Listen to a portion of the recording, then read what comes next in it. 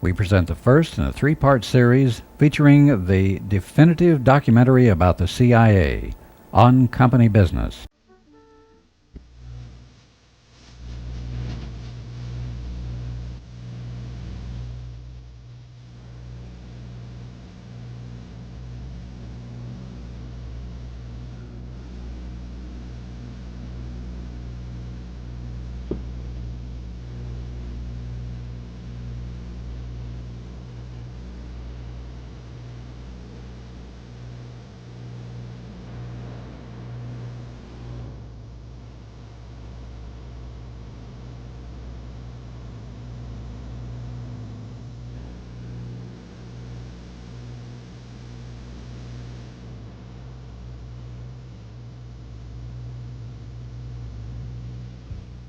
Have you brought with you some of those devices which would have enabled the CIA to use this poison for? We have indeed. For killing people? The round thing at the top is obviously the sight. It works by electricity. There's a battery in the handle, and it fires a small dart. And the dart itself, when it strikes the target, does the target know that he's been hit and about to die? A special one was developed which potentially would be able to enter the target without perception. As a murder instrument, that's about as efficient as you can get, isn't it? It is a weapon, a very serious weapon. I first began working in intelligence while I was in the Army in Germany during the Cold War years. Later, when I was a student at Penn State, I was recruited by the CIA. The guy told me he was from DOD, Department of Defense. We were recruited, believing that we were being recruited by DOD. It wasn't until we got to Washington that we found out it was CIA. However, the day just before we left for Washington, we were sent a telegram that read something like, your employment with the DOD will involve assignment to CIA. And we didn't even know what CIA meant at the time. Didn't even know what the initials stood for.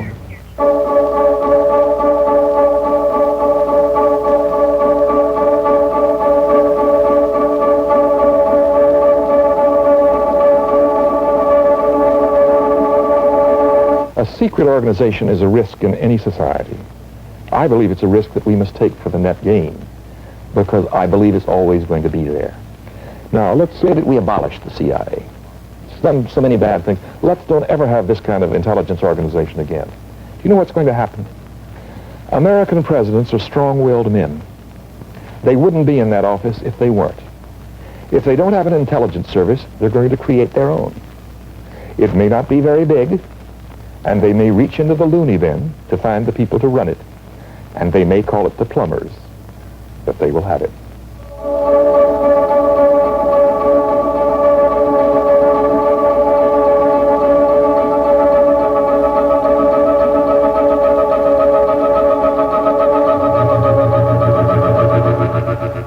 This is ABC, the American Broadcasting Company. This is the Mutual Broadcasting System. This is NBC, the National Broadcasting Company. This is CBS, the Columbia Broadcasting System. Japan has today surrendered. The last of our enemies is laid low. Now, back to New York. People who have seen Times Square celebrations before declare that this is the biggest spectacle in New York history. Estimates of the crowd go beyond 500,000. We just fought a war. And in a war, you conduct all sorts of operations, deception operations, behind-the-lines activity, sabotage, all the rest of it. And I was involved in that, and the OSS was involved in that. We demobilized all our military forces at the end of 1945 and stripped our Navy and Army and Air Force. The Soviet forces were not demobilized, as the danger of Stalin's expansion, that kind of society seemed to be threatening to sweep around and cover more of the world. people were very concerned that they were faced with a new totalitarianism. It was the same as the Hitler one, but under new management. And consequently, we developed a CIA in order to conduct the subversive level of the struggle. The great burning question at the end of the war was how the United States was going to avert a return to the great unemployment of the Depression period of the 1930s. During the last phase of the war, production in the United States was double what it had been in its best pre-war year. And this exceedingly high production had been achieved with 10 million men under arms. There was only one way that the return to the unemployment of the Depression could be averted, and that was by creating foreign markets for our overproduction. This was the economic rationale behind the Marshall Plan and the reconstruction of the economy of Europe. We are following a definite and clear foreign policy. That policy has been, is now, and shall be to assist free men and free nations to recover from the devastation of war. We could choose the course of inaction.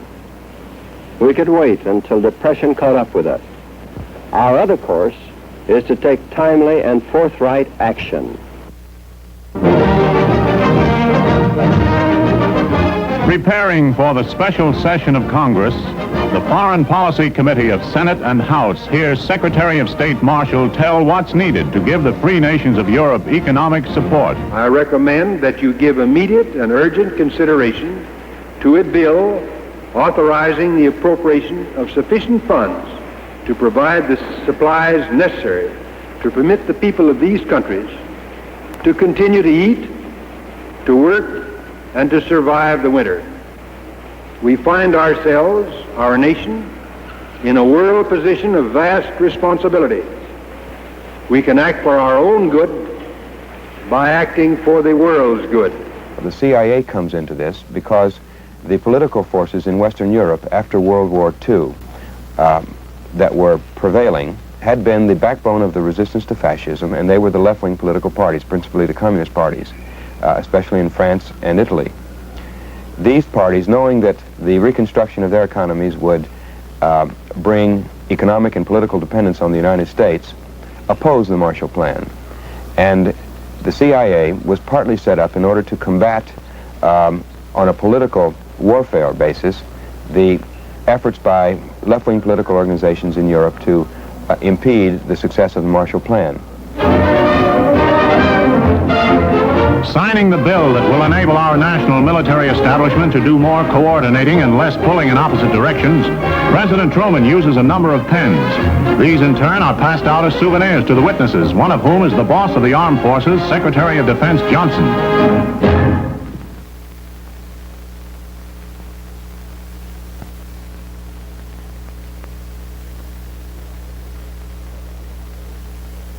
The CIA was set up first to collect intelligence and to analyze intelligence, to centralize intelligence, to get it all together so it could be all looked at together in the best academic tradition.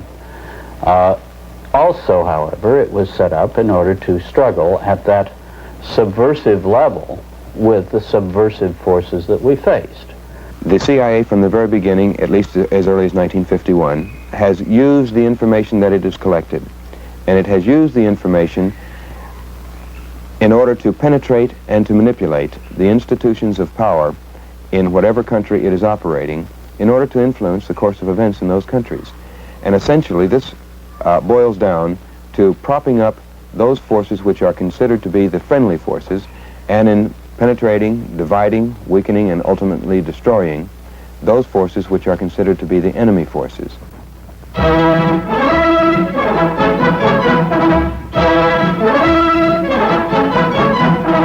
The Italian election campaign at the crisis. Premier De Gasperi calls for votes to defend freedom and beat communism. And he champions America's Marshall Plan. Communist leader Togliatti in Rome hurls pro-Soviet, anti-American propaganda at an election campaign gathering of Italian Reds. To combat the communist peril in the Italian election, the Pontiff of Rome repeatedly urges the people to vote against the Reds.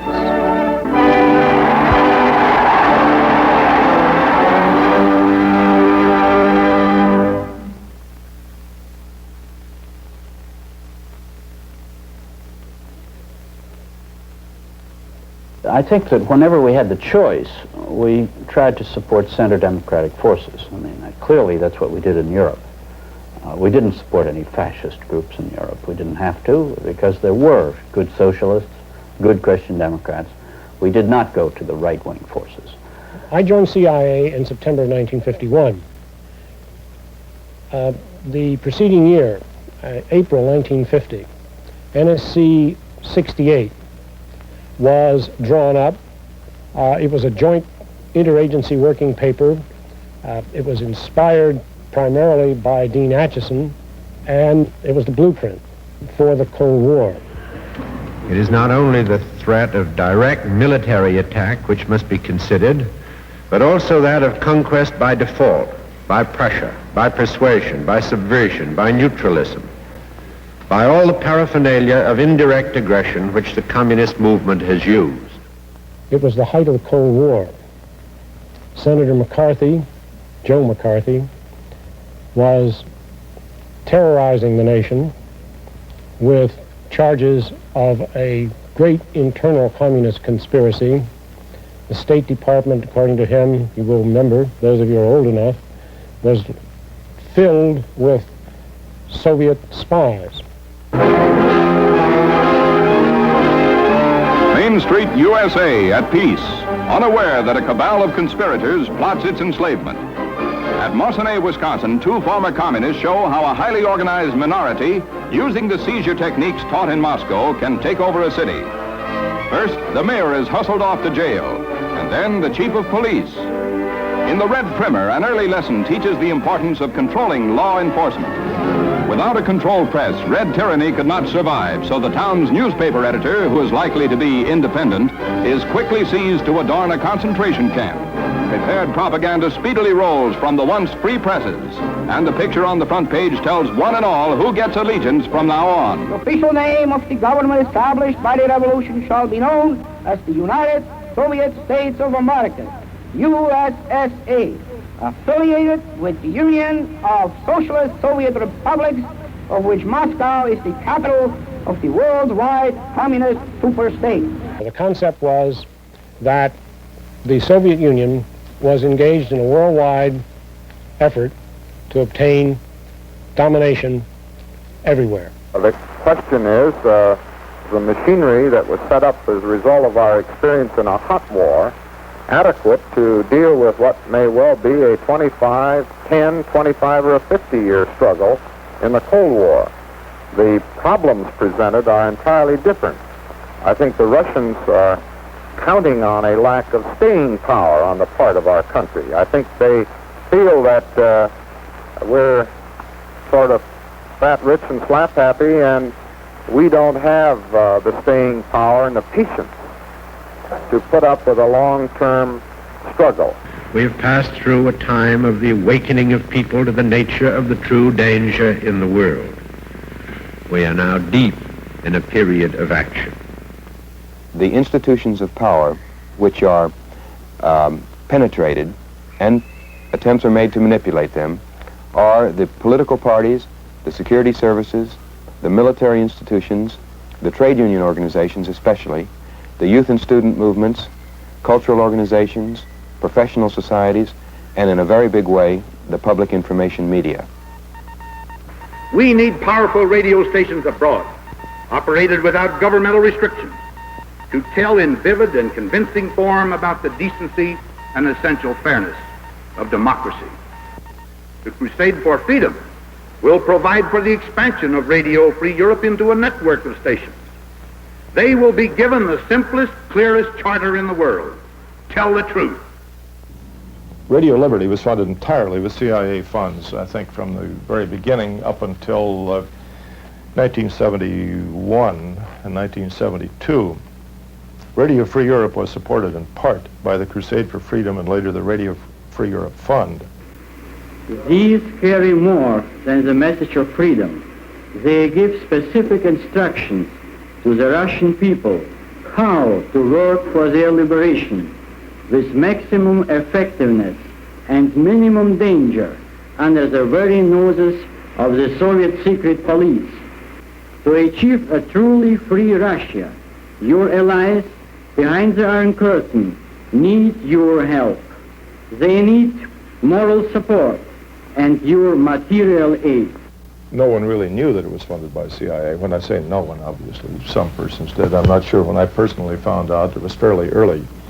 But at that time, I think we took the position, which most Europeans do now, that national intelligence is part of the whole foreign policy, or for that matter, domestic policy of any country. And support for CIA during the 1950s was certainly considered patriotic. The film industry signs up in the campaign to help answer communist lies. Mr. Cecil B. DeMille says, signing the Freedom Scroll today will cost you less than a minute of your time. Let it be your firm commitment to this warfare for the minds of men, that this world under God shall have a new birth of freedom.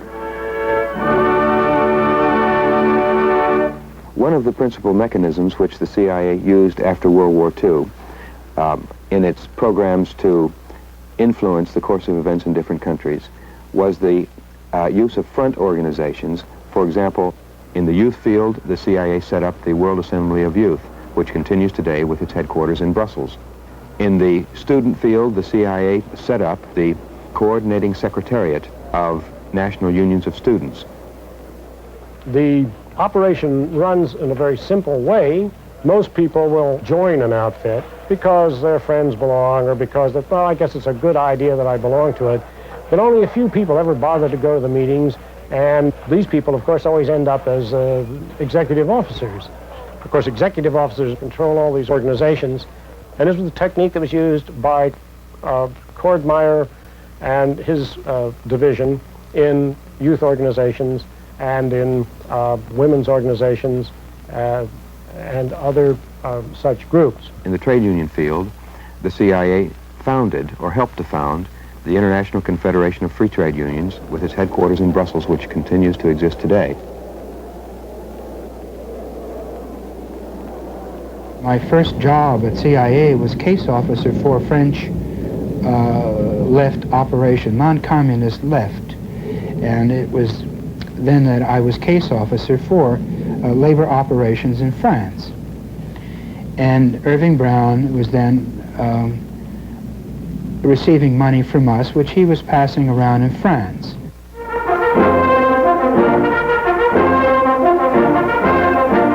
At St. Paul, AFL President William Green, center, and Dick Walsh, left, theatrical labor leader, hear Irving Brown give a first-hand report on the value of American motion pictures abroad. I have just returned from Europe, where as the representative of the American Federation of Labor for over 4 years, I have had the chance to see the terrific impact that the American movies are having on the peoples abroad, particularly those behind the Iron Curtain.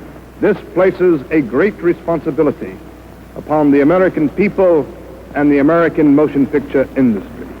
I, as the European director of the CIO, had some concept of what it costs to provide technical assistance to trade unions in Europe. And I know on the very modest budget which the CIO could afford in those days, I could not possibly be a match for one Irving Brown, who was dispensing funds on a basis that very early began to raise doubts in my mind whether these funds were truly AFL funds. In 1947, during a general strike, the communist unions were about to take over France. Competent observers feared that there would be a fall of the government, and the French people were hungry. Many of them took to the streets. It was at that time that David Dubinsky's International Ladies Garment Workers Union went to the aid of a free French unions. J. Love Stone and Irving Brown, working for Dubinsky, gave money to a new union called the Force Ouvrière. Of course, labor unions cost a lot of money, and in those days, France was paralyzed. So when they ran out of money, they came to the Central Intelligence Agency.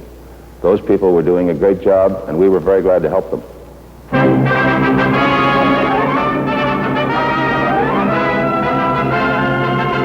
New Premier Schumann strives to deal with a wave of strikes. Coal mines are tied up, Communist-controlled unions calling the workers out and stopping fuel production as winter comes. A general transport strike, stopping the shipment of fuel and food in a country cold and hungry. Strikes are the communist tactic as the Marshall Plan develops economic aid to support freedom in France. The American program bitterly opposed by communists. The early days of the Marshall Plan, when there were some political strikes called by communist trade union forces and perhaps communist political elements to try to defeat the Marshall Plan, to try to block foreign aid from being unloaded. It became a matter of breaking these strikes. And the U.S. government, through Central Intelligence, called upon Irving Brown and J. Lovestone to try to organize a counter-move. And of course, if you want to break a strike, you go to boys who have big bare knuckles and who know how to wield the cudgels. And they turn to what could best be described as the Corsican Mafia, under the leadership of a well-known Corsican racketeer by the name of Ferry Pisani, who became really a paid agent of Central Intelligence and collaborated with Irving Brown and Lovestone in their operation to break the strikes. In about 1953, I terminated funds for Ferry Pisani. Of course, Brown did not like this, but there was nothing for Ferry Pisani to do at that time, and probably he was involved in smuggling heroin going through Marseille, and he didn't need our money. During the executive board meeting of the ICFTU, I was acting labor attaché, and I was escort officer for Mr. and Mrs. George Meany and Mr. Meany's secretary, Virginia Tejas.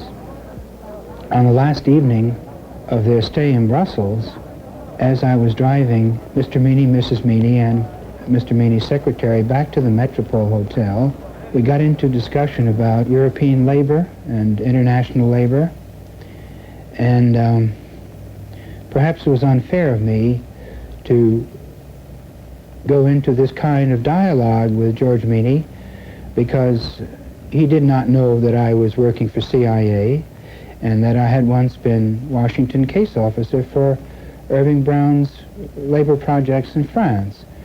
I was the one who set his budget and cut his budget. So it was unfair, perhaps from that point of view, but I did take him on, and I gave him my views on how unpopular Irving Brown was, and as a consequence, how much damage he was doing free labor and discrediting people that he associated with because he had the reputation, I knew it was deserved, of being a big money bag man for CIA. Meany didn't know how to quite cope with this, except to explain to me that there were some things I did not know about. These were precisely the things that I knew everything about. The American Federation of Labor, during my time as Secretary-Treasurer and as President, and the AFL-CIO during my time as President, has never received any CIA money for any activity, either directly or indirectly. What's that? Yes, that applies to Irving Brown as well. When you've come through a devastating war, as the European countries did, and people literally were pulling themselves out of rubble, those first courageous trade unionists who had the courage to reestablish their organizations desperately deserved help. And much of the first help that went to them, from the AFL even, was legitimate, was proper, was humanitarian. You know, you send care packages and you give mimeograph machines and so on.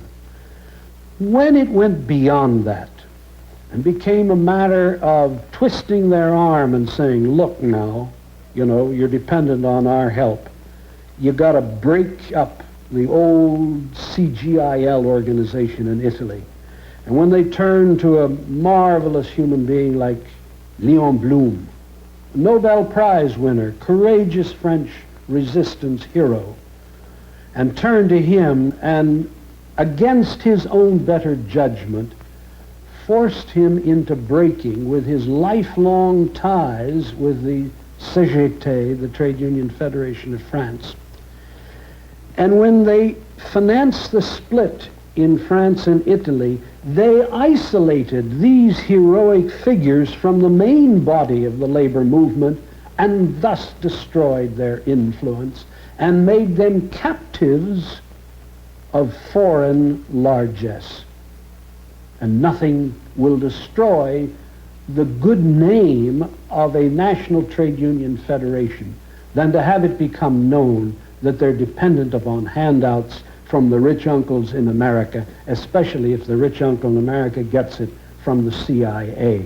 The purpose of all these different activities, the political and the front organizations in the different sectors of the population, were to fill this political vacuum that existed after World War II and to fill it with those forces which would be favorable to close relations with the United States, the so-called Atlantic Alliance, and in order to preclude any participation in these organizations and in the political life by left-wing forces such as the communist parties. It was to shove them aside and to isolate them so that development of Europe for as many generations as possible could be brought under the control of those forces which are friendliest to the United States and to the interest of our corporations, which were moving in part and parcel with the reconstruction of Europe after World War II.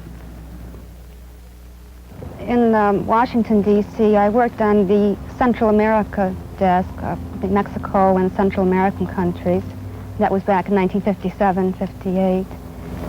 And at that time, well, at first I saw it just as information gathering, and then I realized they were really intervening in the affairs of these countries. In this Guatemalan town of Equipulas, just occupied by anti-government forces, are the first evidences of that much-publicized anti-communist revolution. This is headquarters for the once exiled officers leading the liberation forces. Colonel Miguel Mendoza is district commander under overall rebel chief Colonel Carlos Castillo Armas. Elsie would come home and say things like, well, they're buying votes in Guatemala, or words to that effect, you know, and I'd say, well, now, Elsie, you must have got something garbled, you know. The United States government would never do a thing like that. And I couldn't believe this. In the 9 years, I think I said 1,000 times, the United States government would never do a thing like that. And then I would find out that, in fact, they had done exactly that. Serious trouble in Tehran, capital of oil-rich Iran. Its pro-Western ruler, Shah Mohammad Reza Pahlavi, has lost his throne, temporarily at least. When his army failed to oust the dictatorial-minded Premier Mossadegh, the Shah himself was forced to flee for his life to neighboring Baghdad. Another king without a country.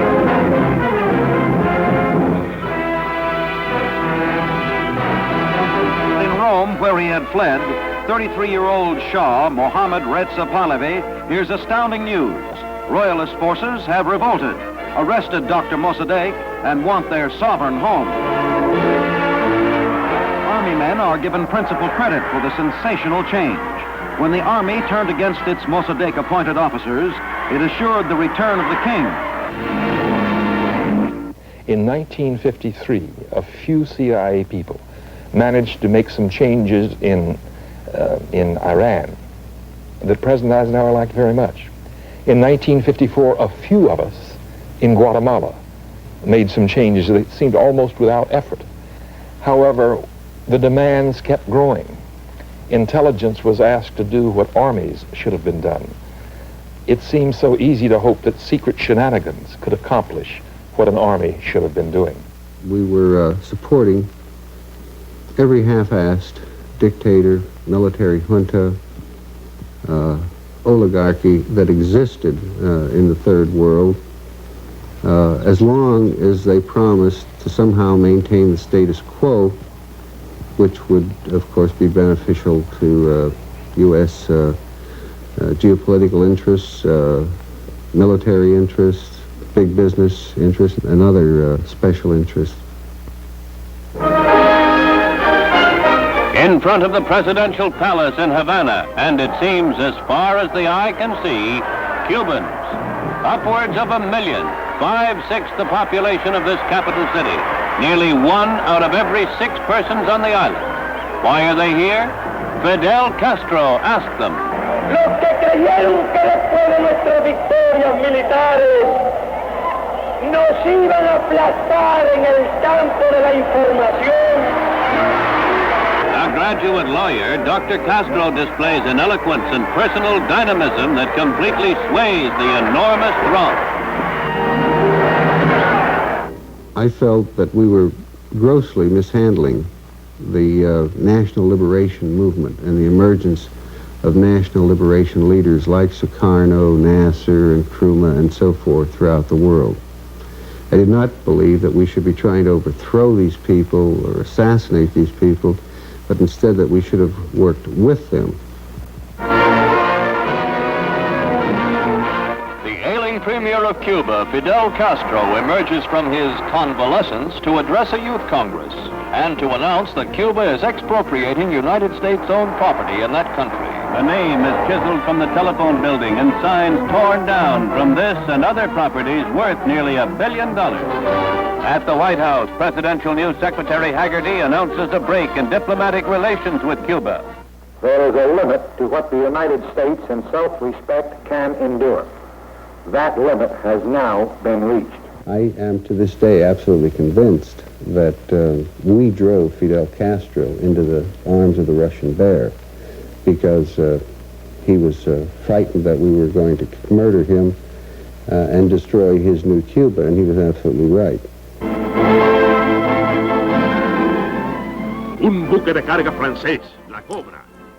A French cargo ship, La Coubre, which had just docked with 76 tons of arms and ammunition for the Revolutionary Army, blew up as hundreds of workers unloaded the cargo.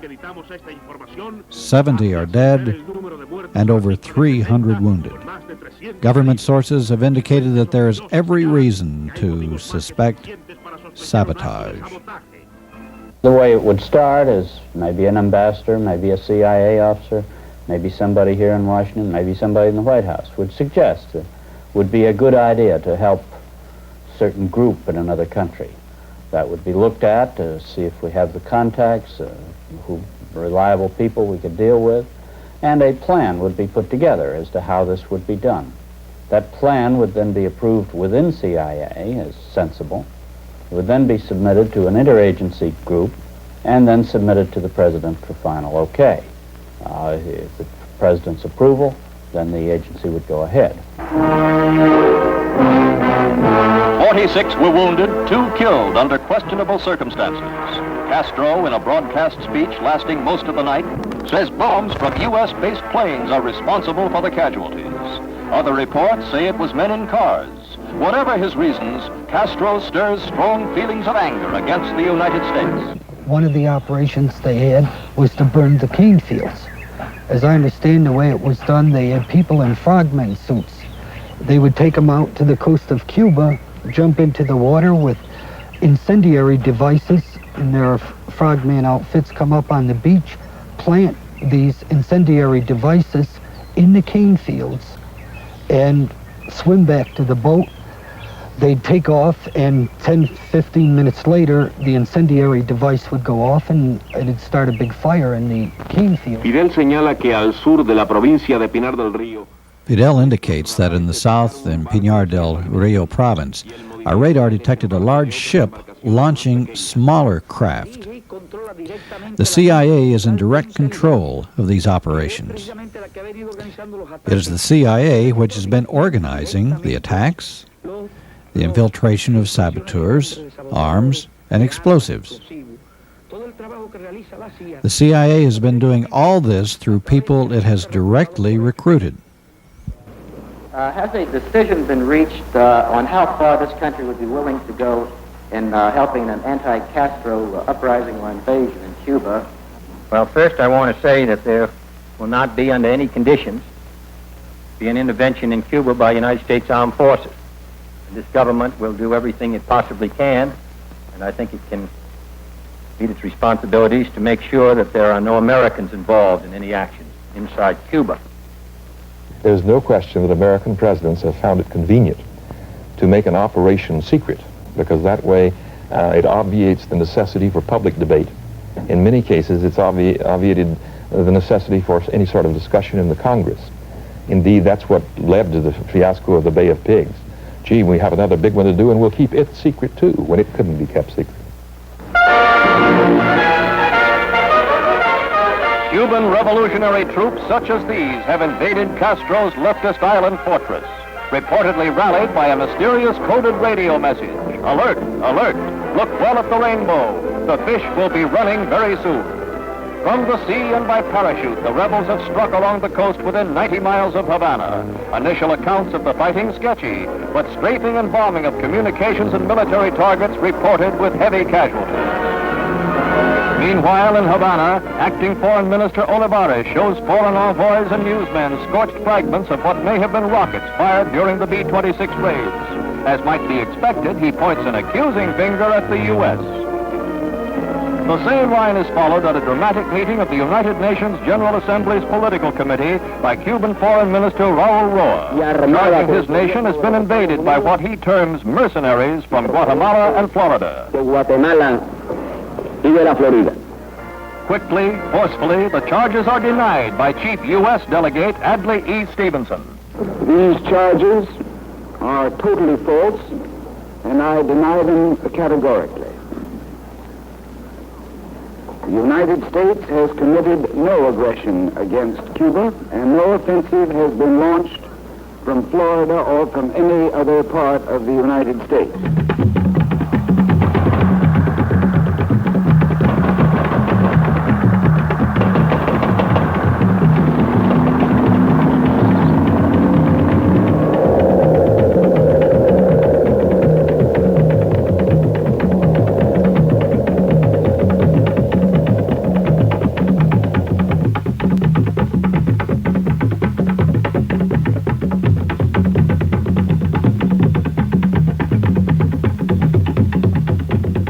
I had been stationed in Cuba on 2 occasions, in 1955 and 1956. Then I returned in 1959, 58. I was there 59 and 60 before I had to leave rather abruptly. I had an affinity for Cuba. The Cuban people are marvelous. I'd seen what was going on there.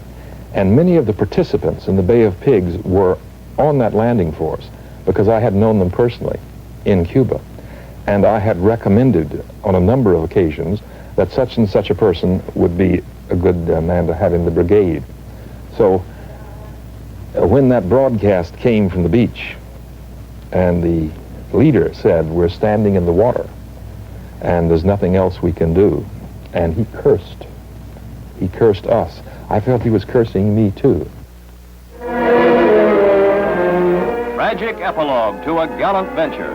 Outside the Miami headquarters of the Cuban Revolutionary Front, exiled wives and mothers seek word of the men who participated in the ill-starred liberation invasion.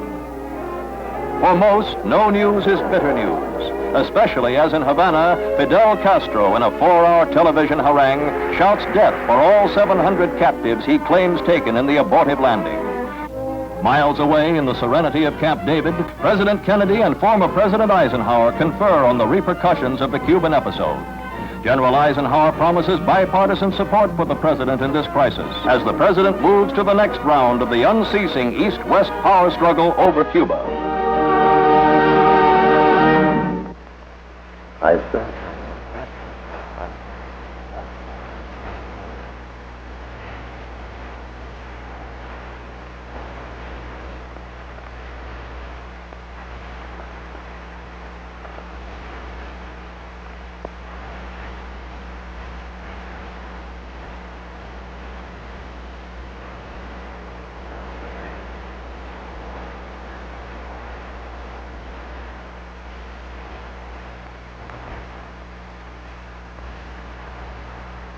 Secretary gave us a crisp, clinical analysis of the death of the Cuban venture.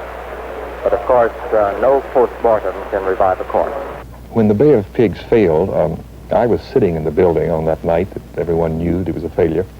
And Robert Kennedy came in his shirt sleeves, and he had been sent there by his brother to clean that place out. He wanted to find out what had gone wrong. and do something about it.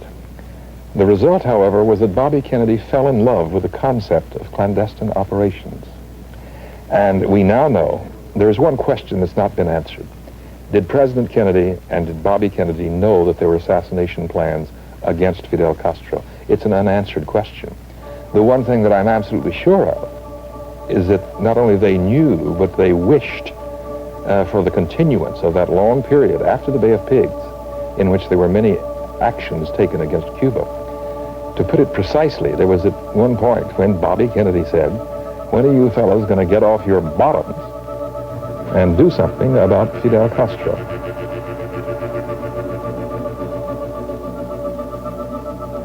There were found some a suit, a wetsuit, a clamshell, various things that were on the shelf in the agency that were regarded as things that might be used in possibly killing Castro or being used against him, which never came off the shelf, were never used. If that's a plot to have created this, then I will back up and say that then we ought to enumerate every single item that conceivably had to do with the invasions of Cuba, which we were constantly running. Under the government aegis, we had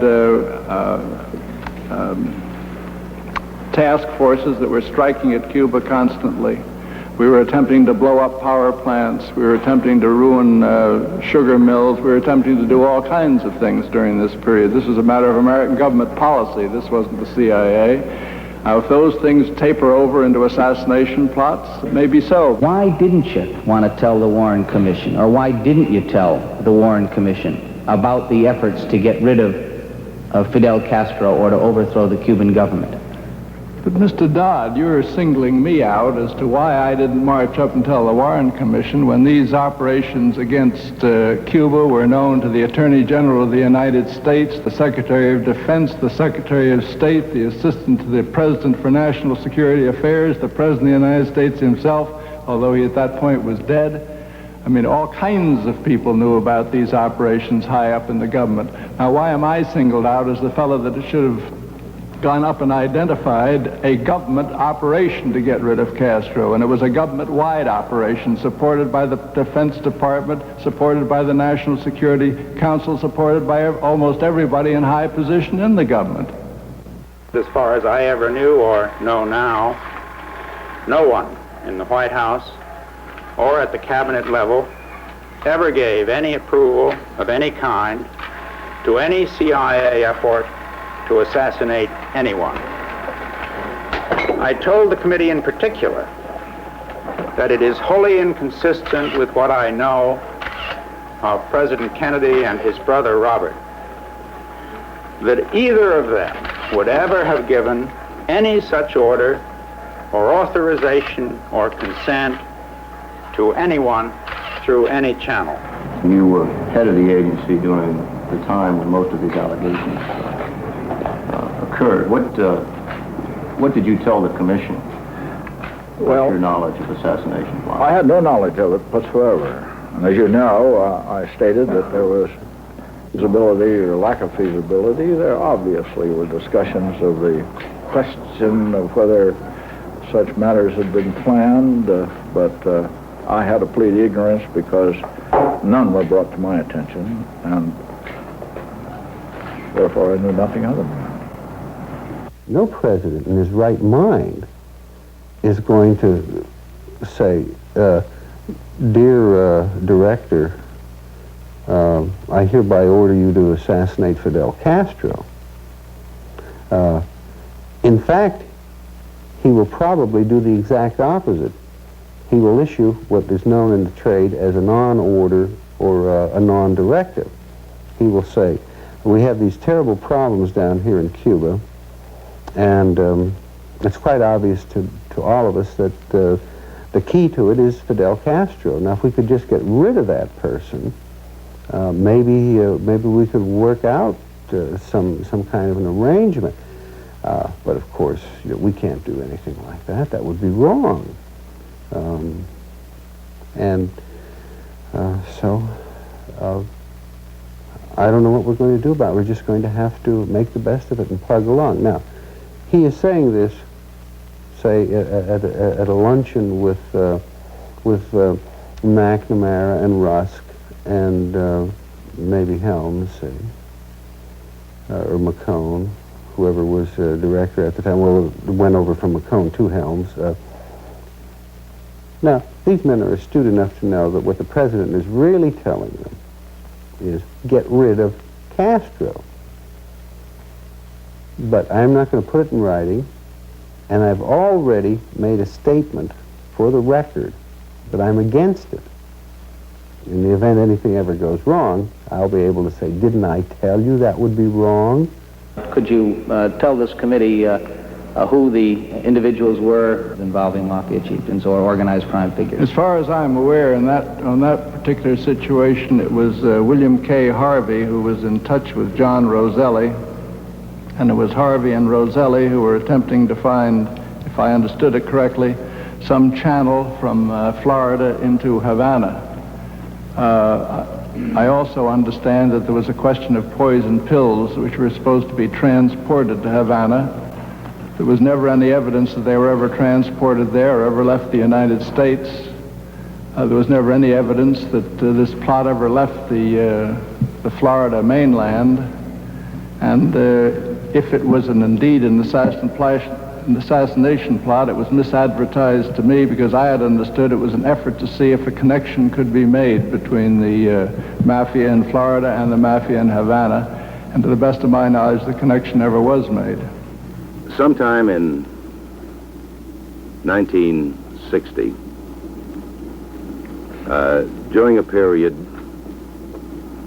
wherein for some previous years I had been doing work for the CIA, I was approached by my project officer who asked me if in connection with a planned invasion in Cuba, I would contact a Mr. John Roselli. We started having meetings in Miami. During one of those meetings in Miami, I was introduced to a Mr. Sam Gold, who subsequently turned out to be Mr. Giancana. In any dirty job, such as paramilitary activities, assassinations, sabotage, and the like, what are known as special ops, almost invariably, the agency direct involvement of the agency officer, the career officer, ends in the planning stage. And sometimes even before that, just the policy decision-making stage. The dirty work will be carried out by either contract agents or one-time agents, gangsters, mercenaries, whoever happens to be available, whatever assets are available at that moment. We were told it was important in connection with the invasion of Cuba. At that time, to dispose of Mr. Castro, and to the word dispose you can add anything you want. It is likely that at the very moment President Kennedy was shot, a CIA officer was meeting with a Cuban agent in Paris and giving him an assassination device for use against Castro.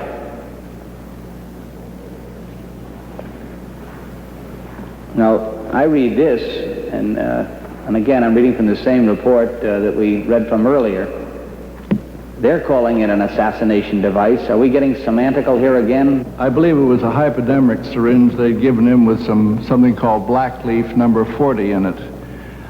This was in response to Amlash's request that he be provided some sort of a device whereby he could kill Castro. He returned this device to the case officer. The case officer brought it back to Washington, and that was the end of the plot. Okay, but for purposes of discussion, the officer gave this Cuban, this agent in Paris, a device with that material you described in it, I presume the material, if injected into a human being, would kill him. Is that correct? I would think so, yes. So the agent gives the Cuban agent the device to kill somebody. I'm sorry he didn't give him a pistol, because it would have made the whole thing a lot simpler and less exotic. Well, whether it's a pistol or a needle, if Amlash is a political plot to destabilize the government, what in the blazes are we giving an agent a device that will kill Castro with for if it's not an assassination plot? Well, if you want to have it that way, why don't you just have it that way? Well, I don't want, it's not a question of what I want. I think it is what you want, Mr. Dodd. Mr. Helms, I'm reading to you from reports here, prepared at your request by the Inspector General. I understand I'm not fabricating this or creating out of all my... I understand that. I'm quoting. I understand that. Well, it's not a question of what I want. It's a question of what this committee would like to know, and the committee is not satisfied, I don't believe at this point, as to exactly what the characterization of Amlash was. Well, I've told you what I believe the characterization of Amlash to be. Well, how does that jive with this? If because we gave him a gun or a hypodermic syringe or whatever the case may be at his request because he had aims on Castro, if that is your definition of an assassination plot, then have it that way. That's quite satisfactory with me. But don't you open yourself to blackmail? In other words, if you're involved in a covert operation and you're using elements, like for instance the mafia in some of the assassination attempts against Castro, isn't that really a very dangerous thing to get involved in? You bet it is. It's very, very tricky. The mafia. Aren't you getting into trouble when you use them during World War II? As we now recently read, we used them in New York City. I had only known that we had used them in Marseille on the docks there. Of course, it's a tricky business. It's a part of the evaluation that a good intelligence officer and a good policymaker will make in deciding whether to use any person or any instrument or any political organization. There's no question. But it's very tricky. In the setup that the agency has, where the dirty work is done by contract people or one-time hirees and so forth, obviously if anything goes wrong, they can be disavowed. If the person turns bad, turns sour, and may want to speak out, and may possibly have some credibility and or evidence, well then stronger action is called for, and you can have the ultimate termination of the agent. When the police arrived, they found Mr. Giancana laying on the floor, dead, been shot numerous times in the upper part of his body and throat. Approximately 6 shots believed to be fired from a .22 caliber weapon. Is there anything to support the theory that Giancana's killing may have been in some way connected with his involvement with an alleged CIA plot to assassinate Fidel Castro? We know nothing about that. We have nothing to lead us to believe that at all. One of the conclusions the Senate came to after 8 months of study, one of the conclusions was that no foreign leader had ever been assassinated by CIA. Now, it wasn't for want of trying in Castro's case, of course, but that's the only case in which there was any substantial effort made against one. And yet, I think the world as a whole thinks that CIA was around trying to assassinate everybody, and it's just plain false. Patrice Lumumba comes back to Leopoldville a prisoner. The former Congo premier, who was captured when he fled inland, no longer wears the tuft of whiskers on his chin that helped to identify him. His arrest provoked several clashes between Lumumba followers and Congolese army troops. But Congo's strongman, Colonel Joseph Mobutu, shown as he watches Lumumba arrive, says he is prepared to put down any uprising. Mobutu enjoys the sight of Lumumba being tied up more firmly for transfer to the garrison town of Teesville. A soldier tries to stuff into Lumumba's mouth a crumpled speech asserting his claim to power. The former premier shows no emotion. It may be the end of a chapter, but not yet the end of the Congo story. In training down at Camp Perry at the farm, a CIA officer, middle grade officer at that time, was telling us about his career. And one of the things he threw out to illustrate the adventures you get into was finding yourself in Lubumbashi and the Katanga with Lumumba's body in the trunk of your car, driving around town trying to figure out what to do with it.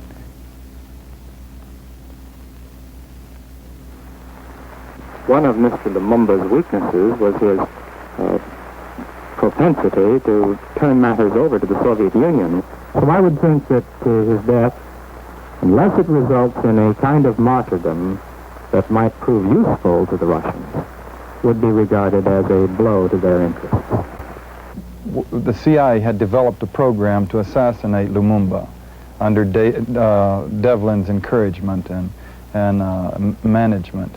The program they developed, the operation didn't work. They didn't follow through on it. It was to give poison to Lumumba, and they couldn't find a setting in which to get the poison to him successfully in a way that it wouldn't appear to be a CIA operation. I mean, you couldn't invite him to a cocktail party and give him a drink and have him die a short time later, obviously. And so they gave up on it. They got cold feet.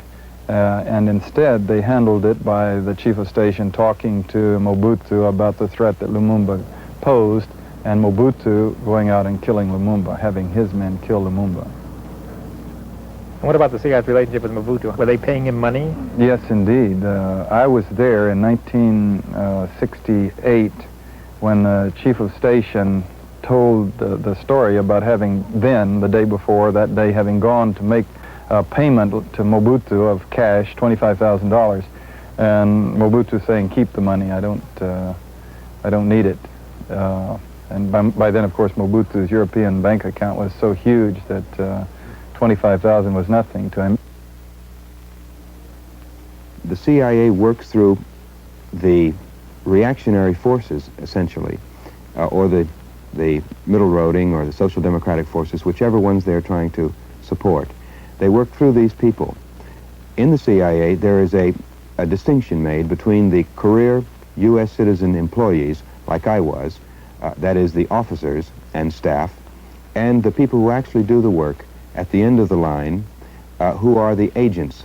An agent is a person who is recruited and hired to perform a specific intelligence or covert action task in a particular area at a particular moment in time. And so he is, or she, is an indigenous person. One time in particular, the chief of China branch had come to my window to draw funds.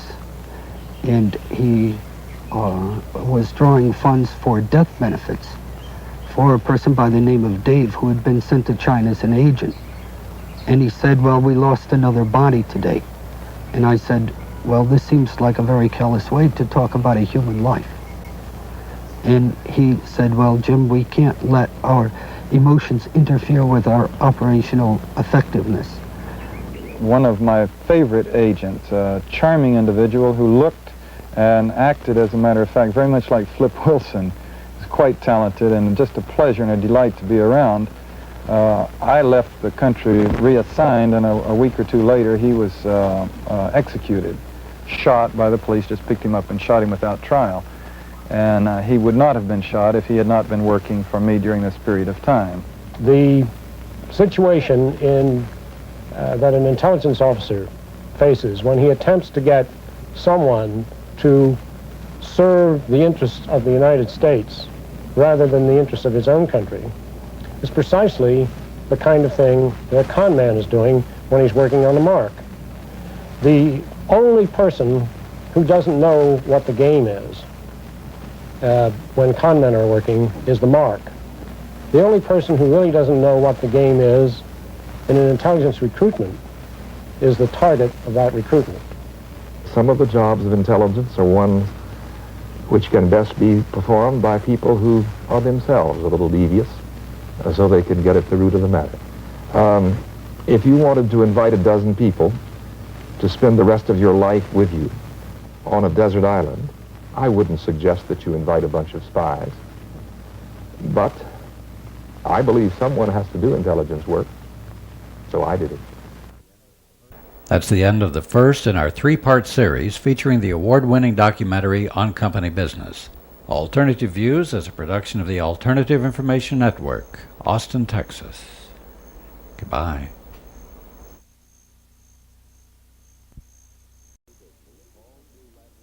The CIA's on company business all through Latin America, maybe in Ecuador, and maybe in Argentina, and maybe in Brazil. But what's the Meany connection and the point of killing an American cop in Uruguay? Who's behind political torture and the bomb squads? Part 2 of the award-winning documentary On Company Business, tonight on Alternative Views.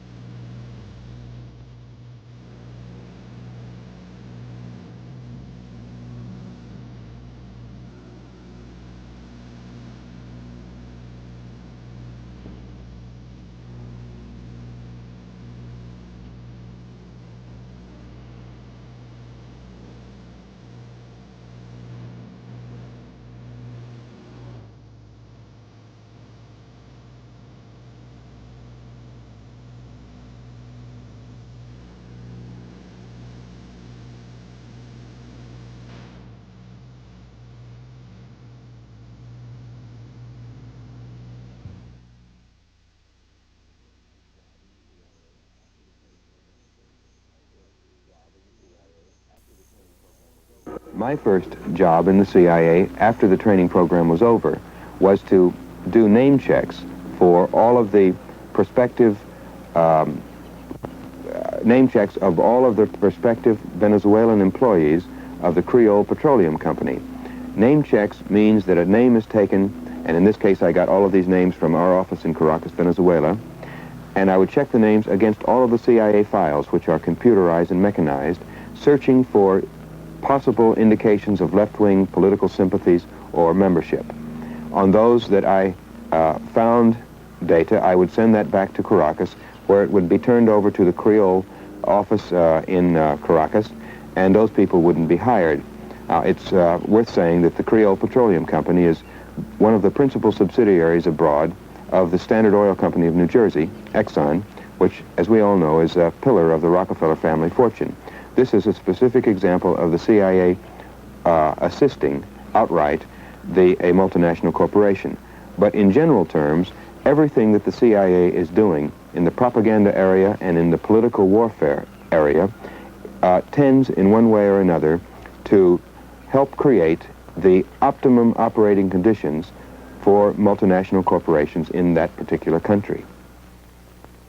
Following the Bay of Pigs, there was a considerable new effort throughout Latin America to head off what was called the export of the Castro Revolution.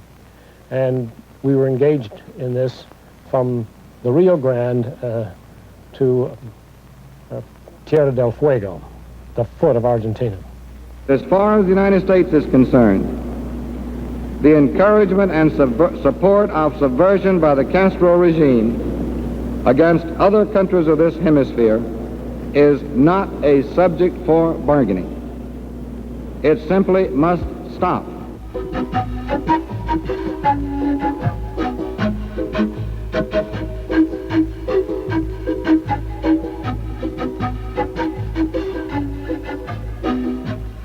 At any one time, down in Ecuador, we had on our payroll or in an intimate working relationship with our station one vice president, a president of the Chamber of Deputies, a president of the Senate, a vice president of the Senate, a number of senators, a number of deputies, the Secretary General of the Democratic Socialist Party. We even created a party down there which we called the Popular Revolutionary Liberal Party, which would appeal to a lot of different people. We had extensive propaganda operations during this period also. The outstanding liberal columnist of the country, Gustavo Salgado, who wrote for El Comercio, which was one of the principal dailies, under pen names, working for us, writing up our material and publishing it as if it were his own. We would publish small notices which would be practically hysterical outcries against the growth of communism in Ecuador or a specific issue such as the visit of diplomats from some communist country. our participation consisted in creating the conditions of fear and at times hysteria with regard to the growth of the left-wing political organizations in Ecuador, such as the communist organizations, and the fear with regard to the influence of the Cuban Revolution. Our themes were the threat of these developments to traditional Ecuadorian values. And when I speak of Ecuador, I am speaking of most of the rest of Latin America too. The family, religion, and tradition, essentially. When you were in Argentina, you had developed a relationship with the producer of the Argentine newsreel. And could you mention how that worked? Well, what we did in that instance was take stories, news stories regarding world events, Russian activities or U.S. activities regarding Cuba, and Cuban activities in Latin America, and we would twist the story so that it would have a context, perhaps, or sometimes an explicit statement of information which was really not true, but which supported the position that we had. This was the way the news was presented. We worked in a commentary that presented the slant that we wanted. The use of forged documents and false documents is another area in which the CIA can bring about a very timely effect. In Ecuador, for example, we at one point wanted to expose the preparations for guerrilla activity of a particular organization, and while one of its leaders was in Cuba on a trip, we wrote up what would appear to be, the way we wrote it, his report to the Cubans. We put this report in a toothpaste tube. This was planted in his luggage when he returned on this trip and discovered by our people in the Treasury Ministry, and he was immediately thrown into jail. And when the report was finally published in the newspapers, it caused a sensation all across the country. We were able to force the Ecuadorian government to break relations with Cuba, and at the same time we were able to promote repression of left-wing political organizations, eventually establishing a military junta which took over in July of 1963. When I was in Argentina, the most interesting thing we had to do regarding Castro was to drum up support on the part of the Argentine government for the Venezuelan charge that Castro was supplying guerrillas in Venezuela with arms. The arm cache was found in November 1963. I had served, before going down to Argentina, as Venezuelan desk officer. And I was surprised that one of the things that was developed as proof was a series of statements by some man who had been captured back at the time when I was desk officer. And somehow, these arms were supposed to be delivered 2 years later, supposed to be tied in with an urban guerrilla plot that he confessed to. Well, in the first place, everybody who becomes a prisoner of the security police in Latin America usually confesses, and knowing what our directives were and what we had to do to try to convince the Argentines of this, I have some suspicion about the reality of this arms cache as a Cuban operation. I think it might well have been planted by us. Let us say to our brothers in Venezuela, we are with you in full solidarity and will act with you to ensure the safety of your democracy. Venezuela did get its resolution condemning Castro passed by the OAS, and Castro was ostracized economically and politically from the rest of the hemisphere, which of course was the major objective of Kennedy's policy toward Cuba. The hemisphere is now solid with respect to Cuba. 19 of the 20 nations have broken diplomatic relations. The foreign ministers of the hemisphere have now applied all of the, what might be called, the peaceful remedies under the Rio Treaty.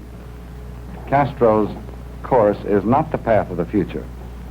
This was illustrated in Brazil, where tendencies moving in the Castro direction were called to a halt very quickly by those who believed in a constitutional democracy in that country, the Congress, the governors, the armed forces.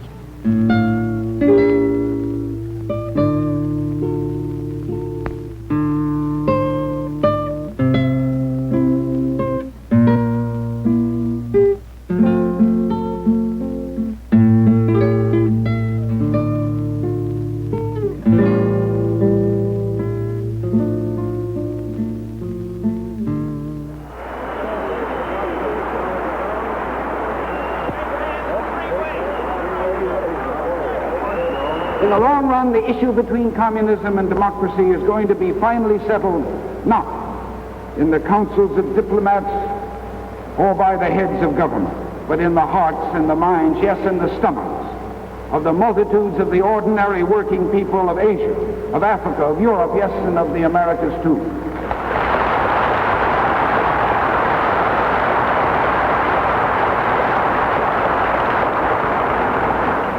Voice of our America, which can speak most clearly and persuasively to these people, is the voice of American labor, of the AFL-CIO. I got a call from Washington if I would be interested in a position in Latin America. Well, to me, here's a little man coming out of the ghettos. I felt it was a big opportunity. I didn't even know where Latin America was at that time. Who called you from Washington? Tom Robles. See, Tom Robles and I had been friends here. Tom Robles was the secretary of the State AFL-CIO in those years. Very strong man, very strong labor man. Had a lot of guts in those years. And he was instrumental in my being called to Washington to be interviewed for this particular position in Brazil. My position was going to be administrator and organizer for the Postal Telegraph Telephone International, which was later on I learned that it was one of these phony organizations under the CIA. My boss was Wallace Legge, who was one of John McCone's top hands. John McCone at that time was the head of the CIA.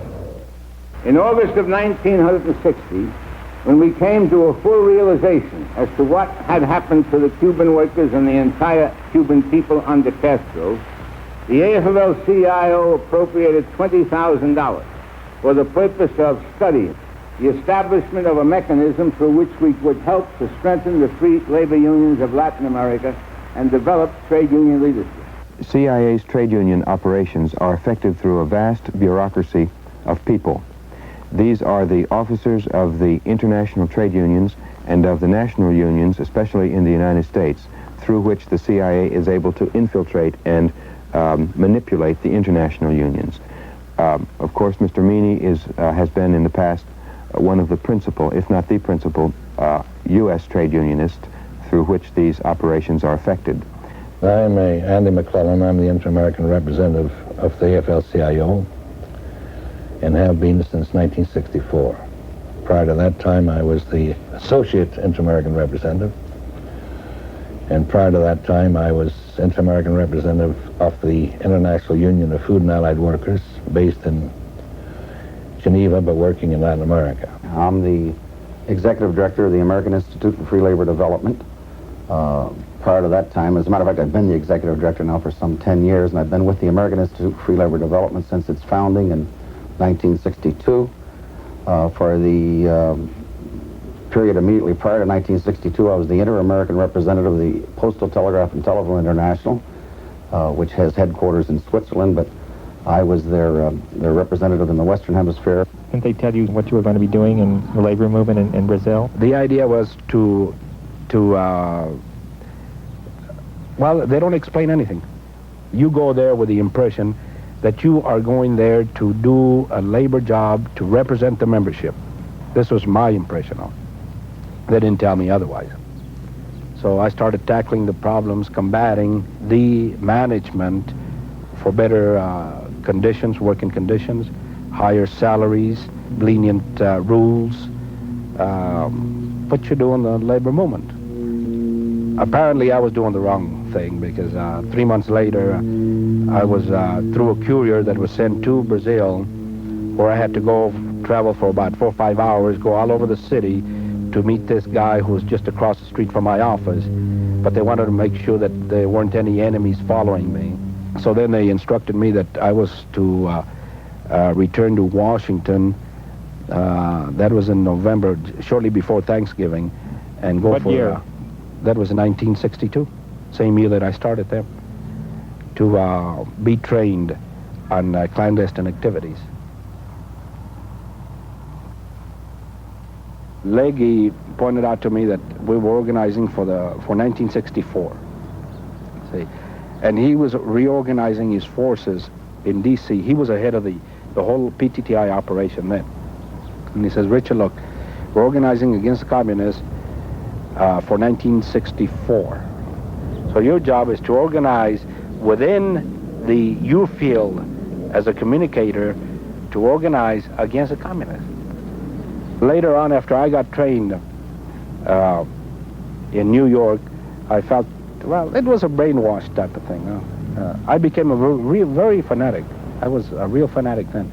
There have been some people who have accused the AFL-CIO of collaborating with the CIA, and what would be your response to that accusation? I think that is so ridiculous and so infantile, so juvenile to make such an accusation. And you, Mr. Doherty? Well, I agree. I don't know of any labor leader that wouldn't out and out deny such an accusation. It's just not true. In Latin America, one of the principal and most effective of the trade unionists, of the American trade unionists who worked with us, was Bill Doherty. He had originally started in the Post Telegraph and Telephone Workers International, coming up through the Communications Workers of America. Later on, he was transferred into the American Institute for Free Labor Development. This was set up during the Kennedy period and is a joint effort by American trade unionists like George Meany and the heads of American-based multinational corporations which operate in Latin America. The cover for this type of activity is indeed education and social projects, such as the development of cooperatives and housing. But the real reason is to create cadres of organizers who, after their training in the AIFLD is over, they can go back to their industries and spend 1 year or 2 years or even longer doing nothing but organizing. And this is the 75th class that has graduated from Front Royal from the time that we started the programs out there. This particular group has been studying democratic trade unionism. It is our hope that they will go back to their respective countries and put into practice some of the things that they have learned while they were here at Front Royal. Concluding our luncheon today, and wishing you, not only in my name, but in the name of President George Meany of the AFL-CIO. Dándoles no solamente en nombre mío, sino en nombre del presidente George Meany de la AFL-CIO. I'd like to leave you a thought in Spanish. Quisiera dejarles con un pensamiento en español. That comes from one of the great political and one of the great literary geniuses of this century and of the past century in Latin America. De uno de los grandes figuras políticas y literarias de este siglo. The true liberator of his country. El auténtico libertador de su país. From heaven, who is embarrassed by the shame that now exists in Cuba because of the dictatorship of Fidel Castro. Del cielo que pase vergüenzas por la dictadura que actualmente existe en la Cuba de Fidel Castro. That great Cuban José Martí one time said. Ese gran cubano José Martí una vez dijo. El mundo se divide en dos ramos. The world is divided into two camps. Los que aman y construyen. Those who love and build. Los que odian y destruyen. And those who hate and destroy. Nosotros, compañeros sindicalistas libres, somos que amamos y construimos. Váyanse con Dios, compañeros. We are the lovers and builders. Go with God. These institutes that were created by the AFL-CIO as their major instrument and vehicles now for international work has on its boards of directors prominent American employers. For instance, the American Institute for Free Labor Development in Latin America has for many years had as chairman of its board one Peter Grace. And if one looks at the long list of corporations that initially contributed to the establishment of the AFL's American Institute for Free Labor Development, it includes not only United Fruit, but Anaconda Copper, and a whole string of U.S. corporations that have never voluntarily accepted their obligation to pay decent wages and provide good working conditions in the United States. They always had to be forced to do it through union organization and strike action, etc. And why suddenly these corporate interests now should be embraced as allies and be foisted on Latin American labor or any other American labor groups, any other Latin American labor groups, as people with credentials suitable for picking future trade union leaders and training them. This is beyond my imagination. They spend the first 9 months after they get back instructing other people in our branch institutes in Latin America. And what they do after that 9 months is over, I can't say, but if they join some political party that's against the regime in power, I think it's stretching your imagination quite a bit if you're going to attribute that to what the AIFLD done while they were up here. We were supposed to get the revolution going by May of 1964. I would call my leadership and I tell them, look, this is what we have to do. Huh? We have to get the people on our side because the communists have a bigger membership than we do.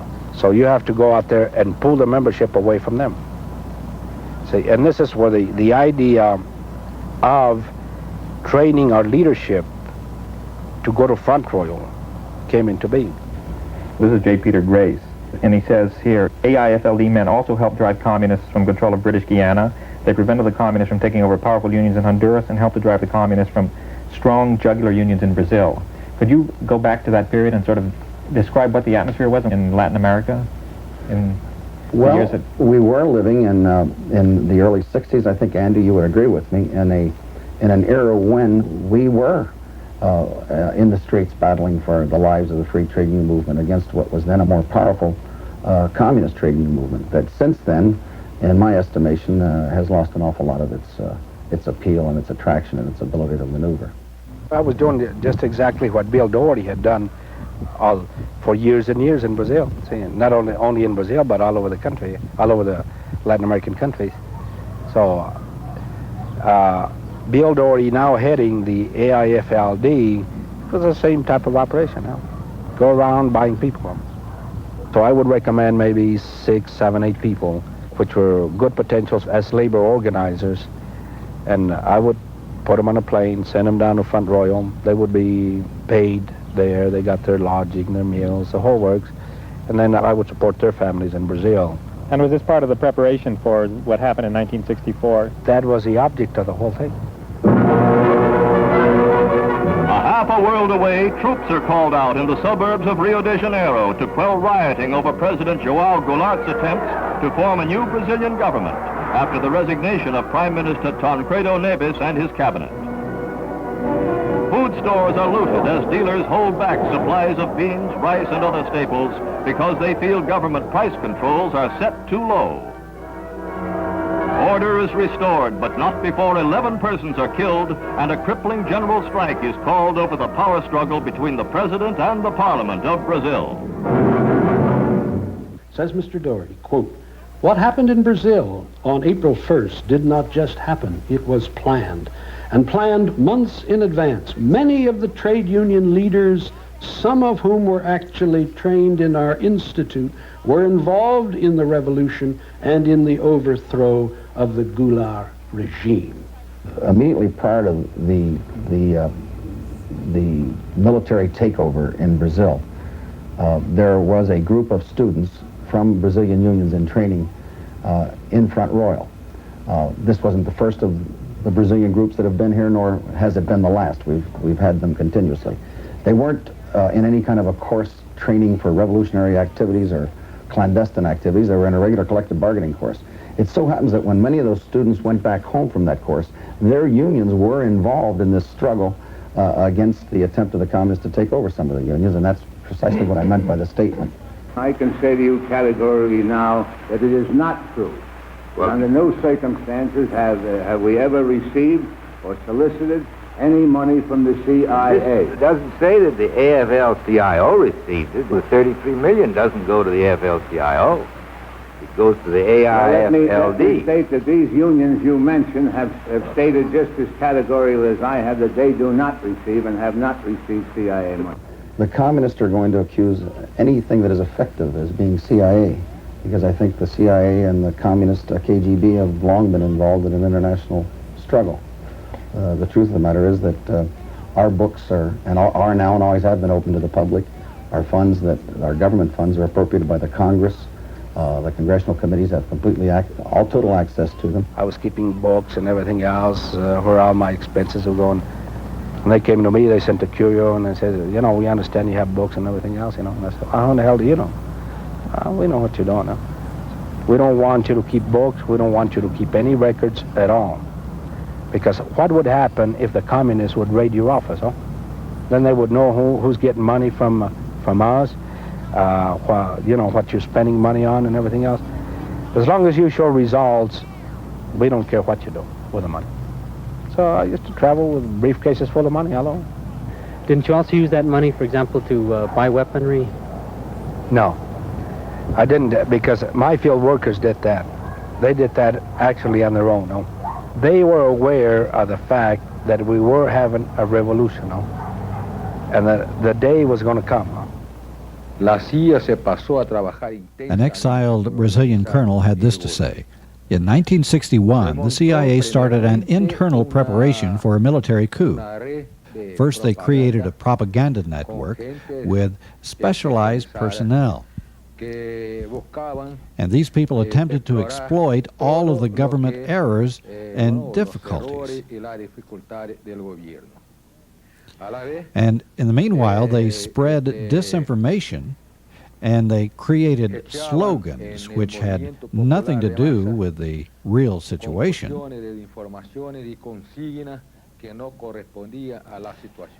And all of this was to prove to the broad masses of people that Brazil was on its way to communism, and that democracy had to be defended. So they organized CAMDE, the Women's Campaign for Democracy. And they directed this principally at women, playing on the feeling that women mainly have for the family and religion. We began these so-called marches for God and peace, the so-called pots and pan demonstration. We talked in terms of hundreds of thousands. They were demonstrating in Rio and in Sao Paulo, and I think it was the women that obliged the military to move in and take over. That happened in Chile 10 years later. Almost the whole scenario was the same, which leads one to believe that there may have been some Brazilian advisors, in Chile at the same time, fomenting the revolution against Allende. On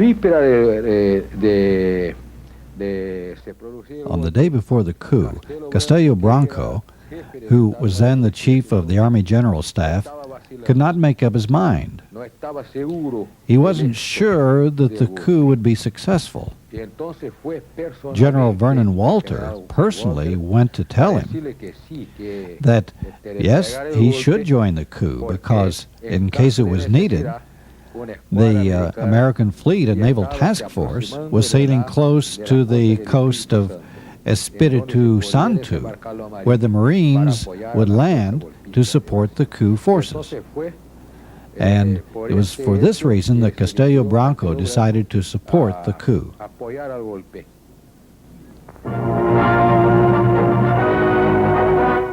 Anti-Goulart demonstrations that greeted the now deposed Brazilian president at Miami Airport when he was en route to take office in 1961 show the deep distrust that has finally led to his downfall and exile in Uruguay.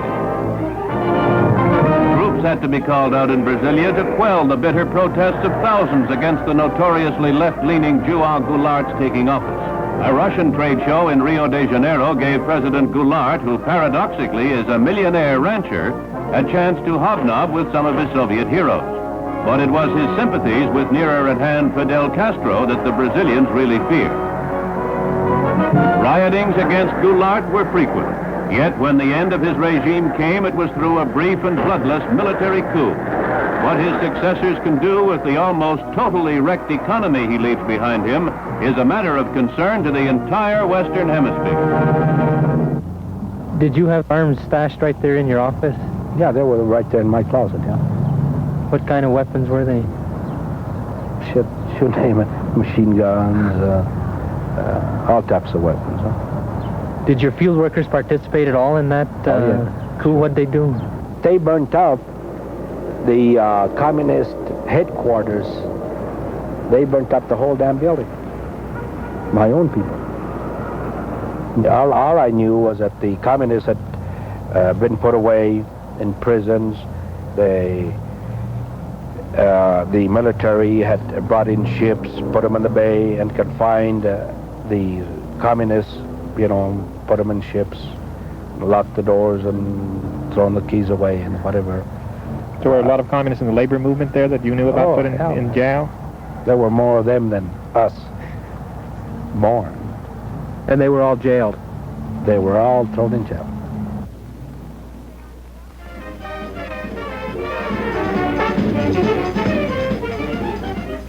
I remember my family was very much against the Goulart government. They were very happy with the coup. The coup did answer the middle class's earnings for better order and against the inflation. I mean, the middle classes were quite prepared for that kind of thing. That Goulart was bringing communism, and communism would bring down family, property, and no more order, law. And that's where my family more or less very typically of the rest. I was in a secondary movement, secondary students movement. Little by little I started getting closer and closer to the people on the left. In 65, 66, and 67, the student movement was the first one to start reorganizing again.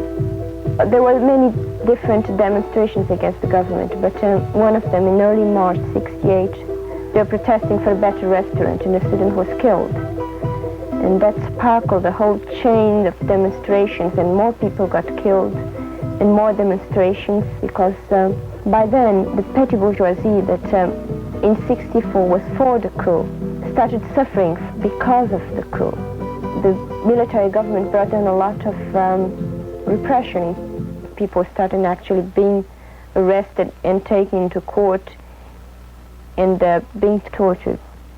The police program began on a large scale under Dwight Eisenhower. He felt there was a need to train the police to help with the fighting of communism after the Second World War. He recruited for the purpose a man named Byron Engel. Byron Engel was, by the time he came into this program, a member of the CIA. After the Bay of Pigs, Engel's program was much expanded. Police from around the world were brought and trained by U.S. advisors. The training was to make them more efficient, but a third of the training was given over in one way or another to make them aware of the communist menace and to go back into their countries to fight communism. Immediately when you're arrested, you have to tell your house. We're supposed to. They force you.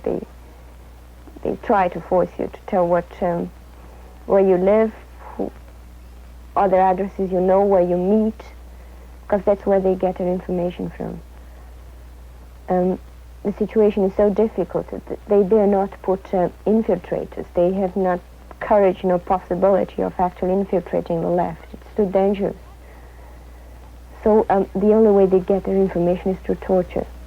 Whenever one could get the information about a specific high-ranking official in torture, not one of these men off the street, but a man who had based his career on his ability to extract information from political prisoners, In the cases that I investigated, I found that they had been trained at a United States base. Well, they started asking some questions, they wouldn't say anything, and then they started immediately torturing me after the doctor left.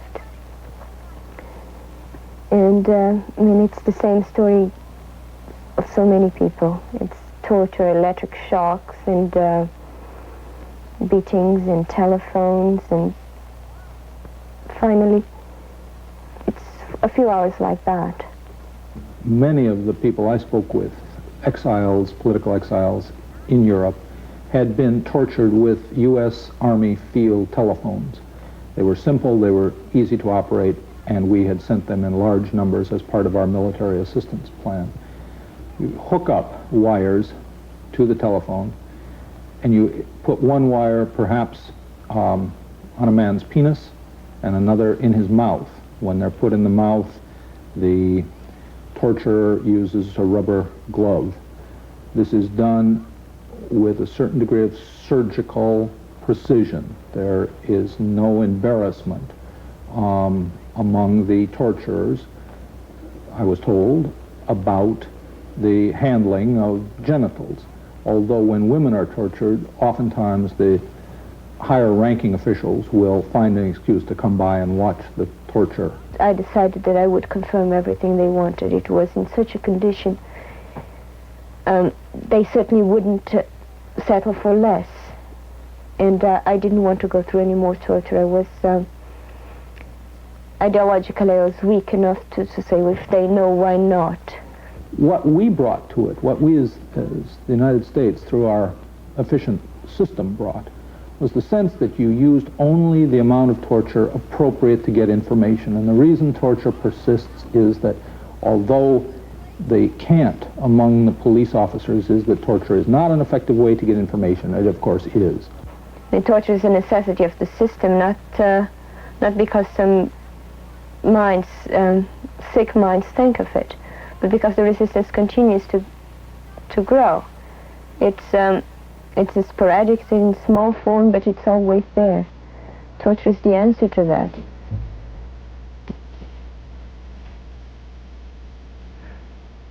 We were unsuccessful in our efforts to weaken the left in Uruguay during the period when I was in Uruguay, 1964 to 1966. Our job, in the face of the growth of the strength of the left during that period, was to promote repression. It was the only alternative we had.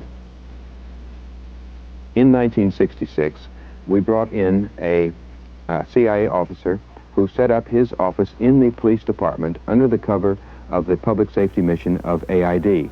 This officer was to work exclusively with the police intelligence, trying to improve its capabilities. This officer was still there in 1970 at the time that the American Public Safety Mission chief, Dan Mitrione, was kidnapped and executed by the Tupamaros.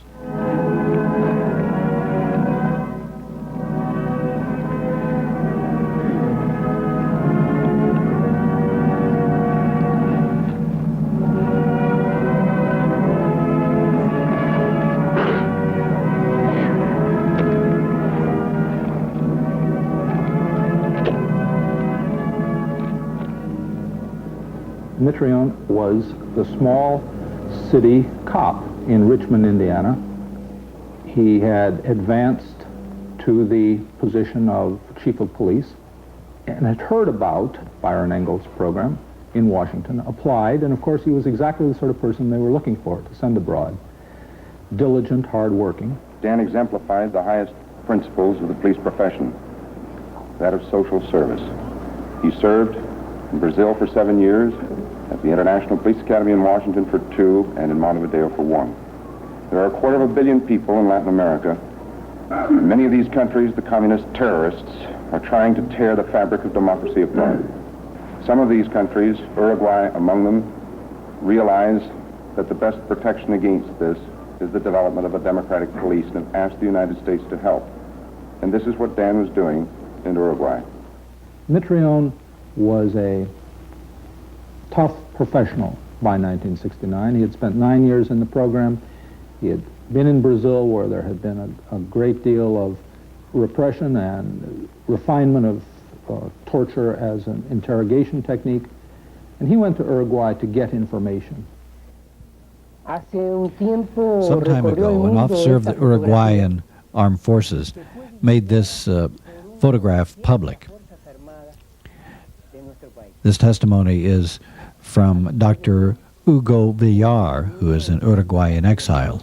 He said, "Here you see an almost naked prisoner with a hood. Practically all of the prisoners are hooded, which is a measure taken so that they cannot identify their torturer." Daniel Mitrione, efficient-looking, congenial in manner. This is the testimony of Manuel Evia, an AID official from 1964 to 1970 in Uruguay. He's testifying about Mitrione. He says, Mitrione was a perfectionist. He supervised every detail. He insisted on checking everything. During the training sessions, he directed and personally executed each aspect. This question of perfectionism, he insisted on an economy of effort. He used to say, precise pain, in the precise place, at the precise time. You must be careful. You should avoid excesses. Another phrase of his was this: remember that the death of the person interrogated constitutes a failure of the technician, because that's what he considered himself, a technician. One of the pieces of equipment that had been found useful was a wire so very thin that it could be fitted into the mouth between the teeth, and by pressing against the gums increase the electrical charge, and it was through the diplomatic pouches that Mitrione got some of the equipment he needed for the interrogations, including these fine wires. Several street beggars were picked up whose disappearance would attract no attention.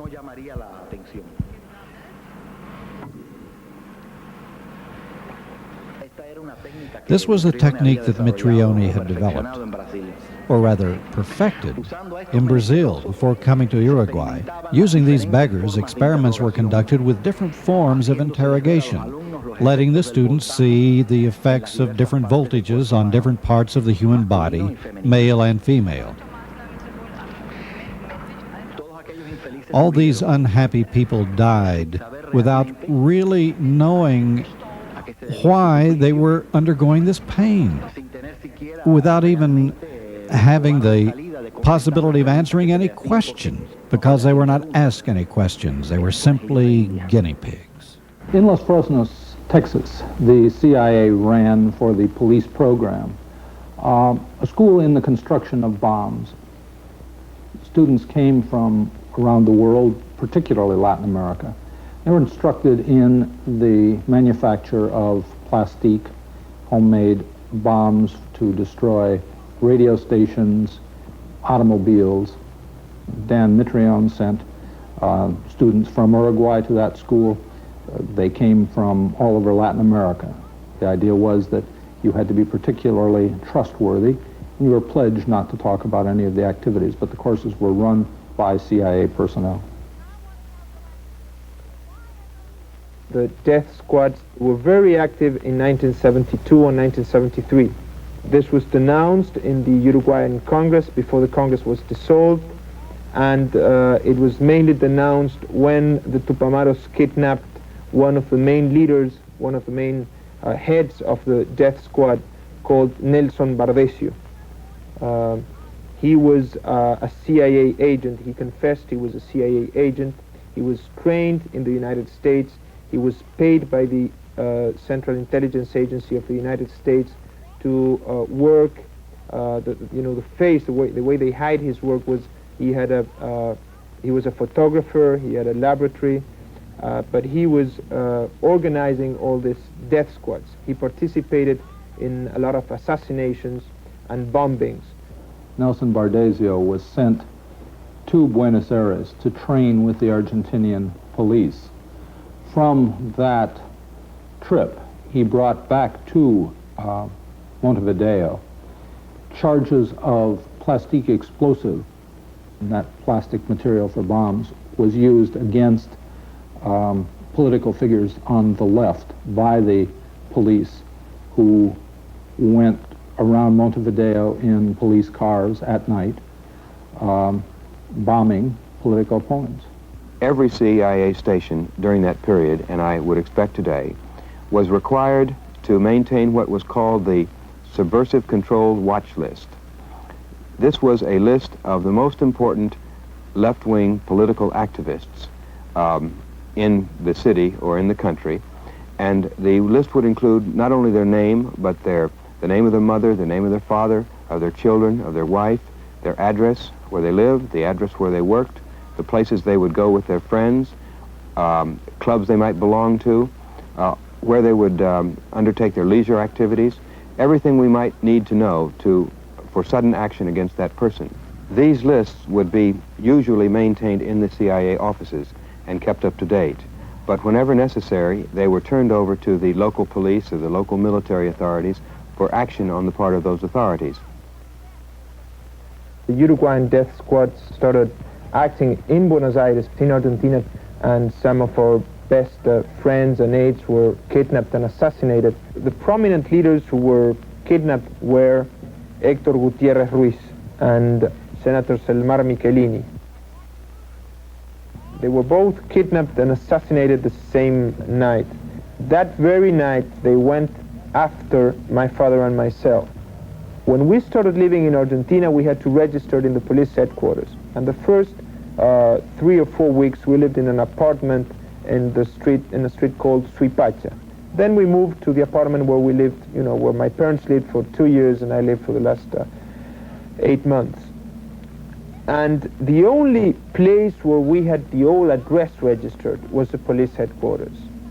And it was to our old address where they went after us. El asesinato de estos líderes políticos de Uruguay. The murder of these political leaders in Uruguay is actually part of an international campaign which includes the assassination of the Chilean generals Schneider and Prata.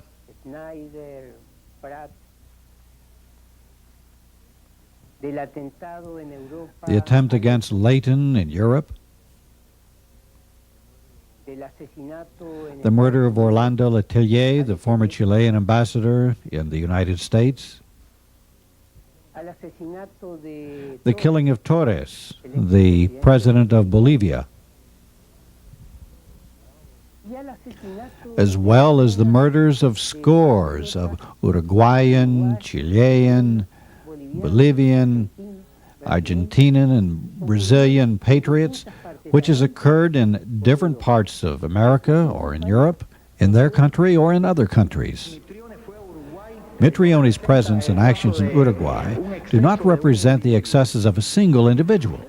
He went to Uruguay to accomplish a mission, to fulfill a task, to coordinate a part of the advisory program the CIA undertook in the police headquarters in Montevideo.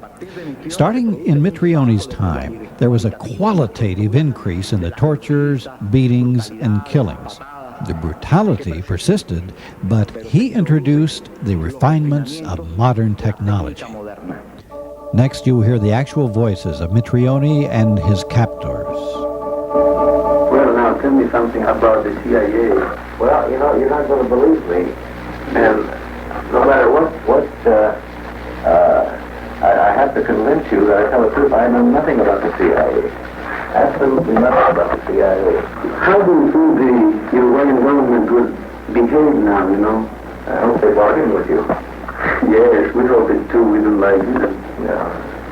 Well, the only thing I regret all about this, I don't like one thing, and that is that too many innocent people suffer. Yes. And my wife and children home, there's no reason for them to be suffering. I'm sorry about them too. I'm sorry about all the families of our friends who are in prison, being tortured or killed. Well, that's true. There are many innocent people has to suffer. The government of Uruguay, bolstered by a new policy of Richard Nixon not to deal with revolutionaries, resisted every attempt to exchange political prisoners for Mitrion's life The result was that a deadline was set some 10 days after he was captured for release of 150 political prisoners or Mitrione would be killed. The government did not respond to that warning. Mitrione's body was found the following day in an abandoned car on a side street in Montevideo.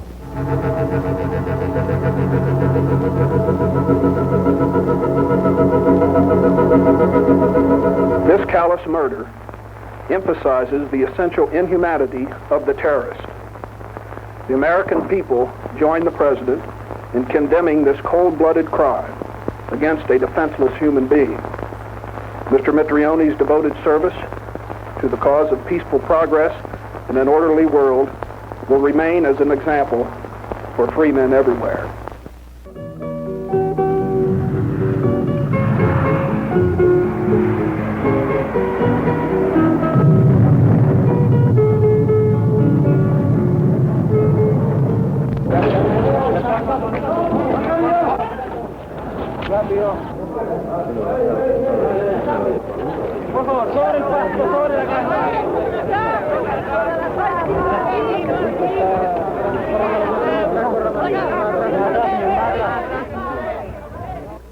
I wish to emphasize again that the United States government or any of its parts were not involved in this coup attempt in any way or shape, and also that it is our policy to not intervene in the internal affairs of another country.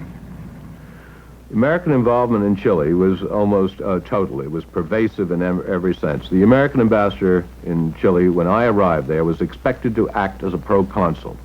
Part of that was his legal responsibilities, that is, the Congress, in passing laws governing aid, had made the American ambassador responsible for not only reporting on, but justifying American actions in every sector of human activity that you might think of. These involvements grew out of a covert involvement that had begun in the early 1960s. From about 1963 to 1973, we gave a lot of assistance, many millions of dollars, to the Center Democratic forces in Chile. The Nationalist Party, the Christian Democratic Party, some of the Free Press, some of the other organizations in Chilean society. And that was designed to strengthen them against Allende's strength, supported by Castro. Through the CIA, through AID money, through the use of multinationals, a concentrated, coordinated program had been launched out of the White House, the purpose of which was to stop Allende from being elected president of Chile in 1964 and to elect the Christian Democrats and to make of the Christian democratic experience a model for all of Latin America. This essentially was the program that CIA conducted. There was one exception to that for a period of about 6 weeks in 1970.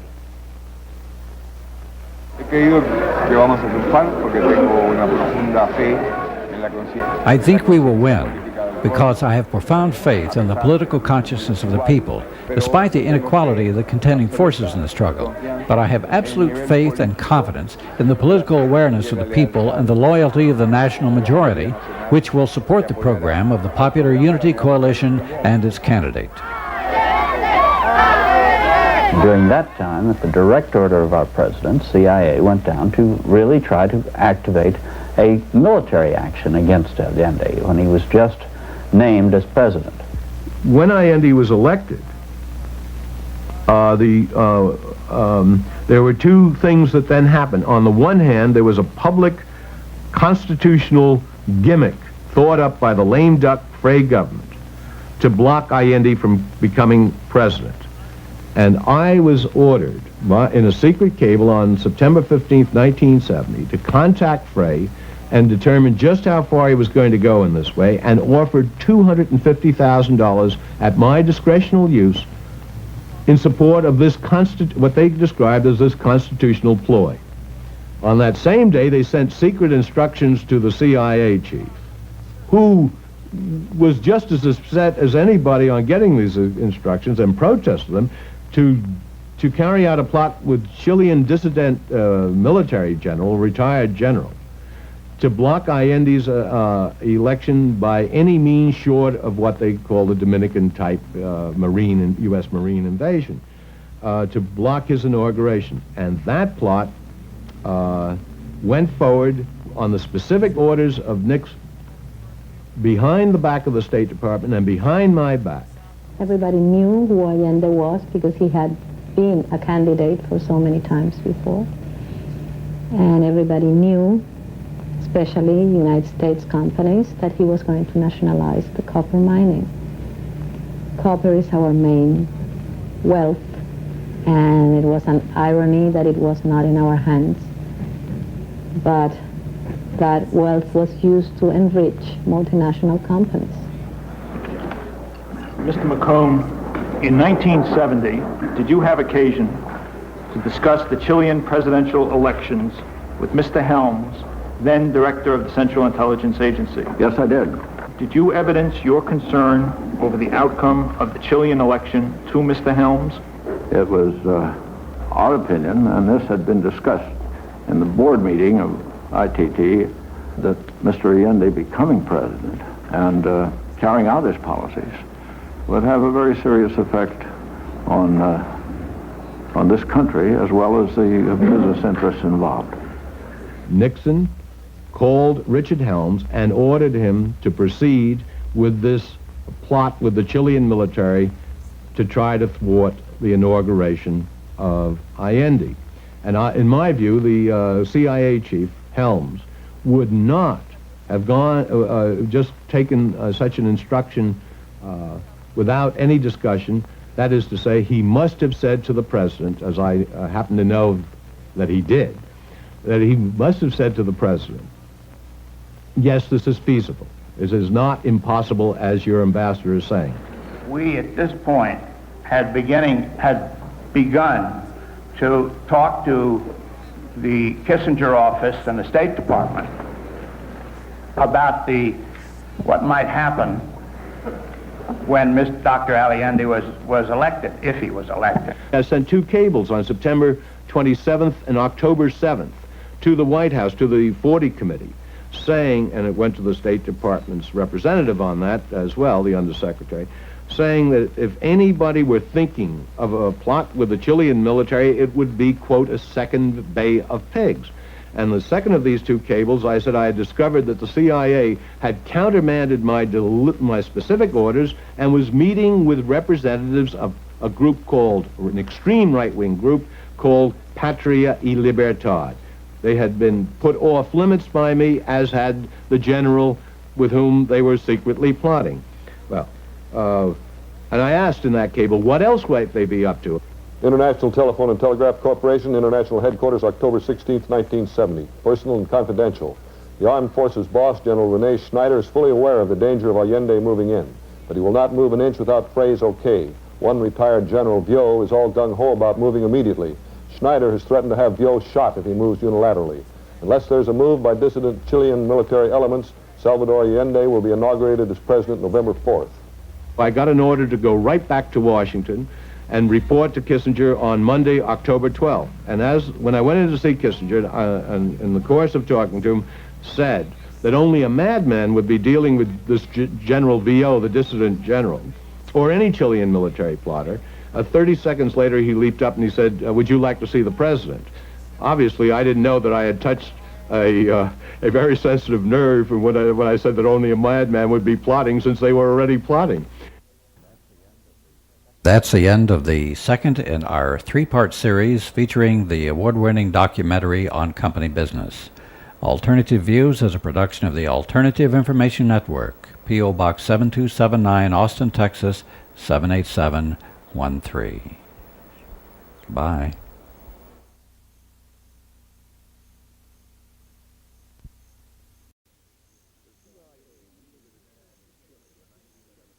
The CIA wielded its hand in Chile in 1973. And later on, even while the Senate struggled to figure out exactly what that hand was doing, the ever-active CIA was pushing a strong arm in Angola. And then the CIA's favorite success story came to an end. The CIA in the 70s on Company Business. The last in our three-part series featuring the award-winning documentary On Company Business, right now on Alternative Views.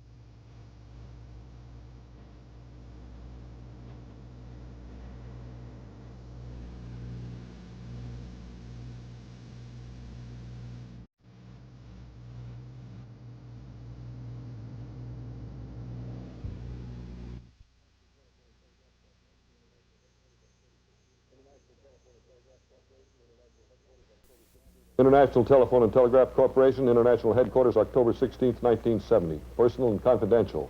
The Armed Forces boss, General Rene Schneider, is fully aware of the danger of Allende moving in, but he will not move an inch without phrase okay. One retired General Vio is all gung-ho about moving immediately. Schneider has threatened to have Vio shot if he moves unilaterally. Unless there's a move by dissident Chilean military elements, Salvador Allende will be inaugurated as president November 4th. I got an order to go right back to Washington and report to Kissinger on Monday, October 12th. And when I went in to see Kissinger, and in the course of talking to him, said that only a madman would be dealing with this General Vio, the dissident general, or any Chilean military plotter. 30 seconds later, he leaped up and he said, would you like to see the president? Obviously, I didn't know that I had touched a very sensitive nerve when I said that only a madman would be plotting, since they were already plotting. And within 5 minutes, we were walking across the White House, and we went into the Oval Office of the President. And as I came through the door, the President greeted me, and he shut the door. And while we were standing right in front of the door, the three of us, he started to say, smack his fist, saying, that son of a bitch, that son of a bitch. And I must have looked sort of surprised, thinking, who, me? And he said, not you, Mr. Ambassador, you always tell it like it is. It's that son of a bitch, Allende. And then he led us to the desk. I sat to his left at the big desk, and to his right was Kissinger. And he launched into a 10-minute monologue describing how he was going to smash Allende within the context of an Allende government, as if Allende was going to be inaugurated, without giving a hint that this plot was underway. International Telephone and Telegraph Corporation, International Headquarters, Personal and Confidential, October 25, 1970. The elimination of General Rene Schneider from the key command post, Chief of the Armed Forces, makes Allende and the Communists even more vulnerable than before. General Schneider, fatally wounded in an assassination last week, has been described as favorable to Allende.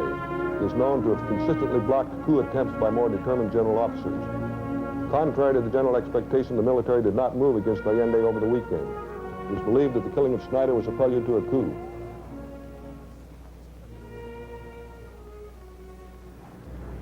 The words that have been read to you are...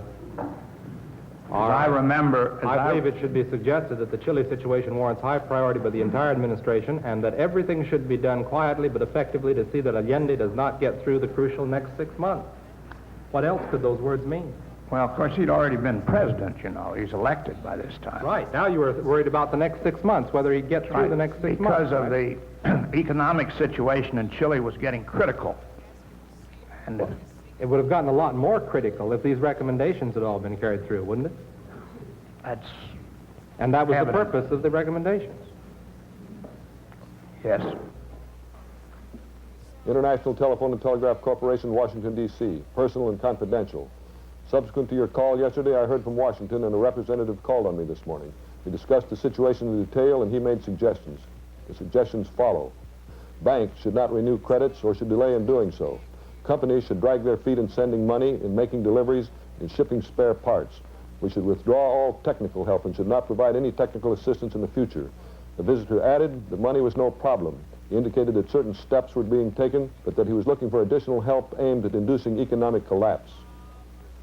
La ITT, the AT&T, gigantesca corporación a gigantic corporation whose capital is bigger than the national budgets of several Latin American countries together, and bigger even than that of some of the industrialized nations.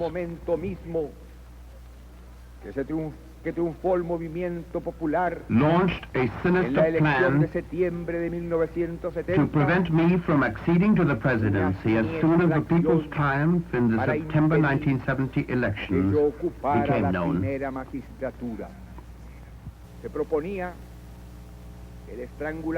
was proposed that there be a strangling of the economy, sowing social disorder and panic among the population,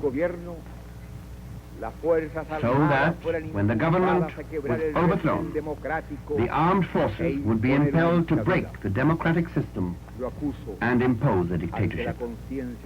Before the conscience of the world, I accuse the IT&T of attempting to bring about civil war in my country, the greatest possible source of disintegration of a country.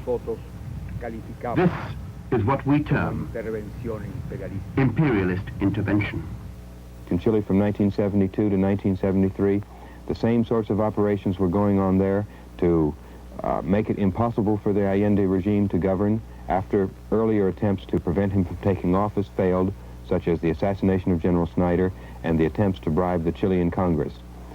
Later on, with the help of the international lending institutions and those financial institutions controlled as part of the United States government, were able to exert the financial squeeze on Chile, which resulted in great difficulty in obtaining short-term credits, creating scarcity of many different types of products. Then such organizations as the Truckers Union had legitimate grievances on which to base their complaints.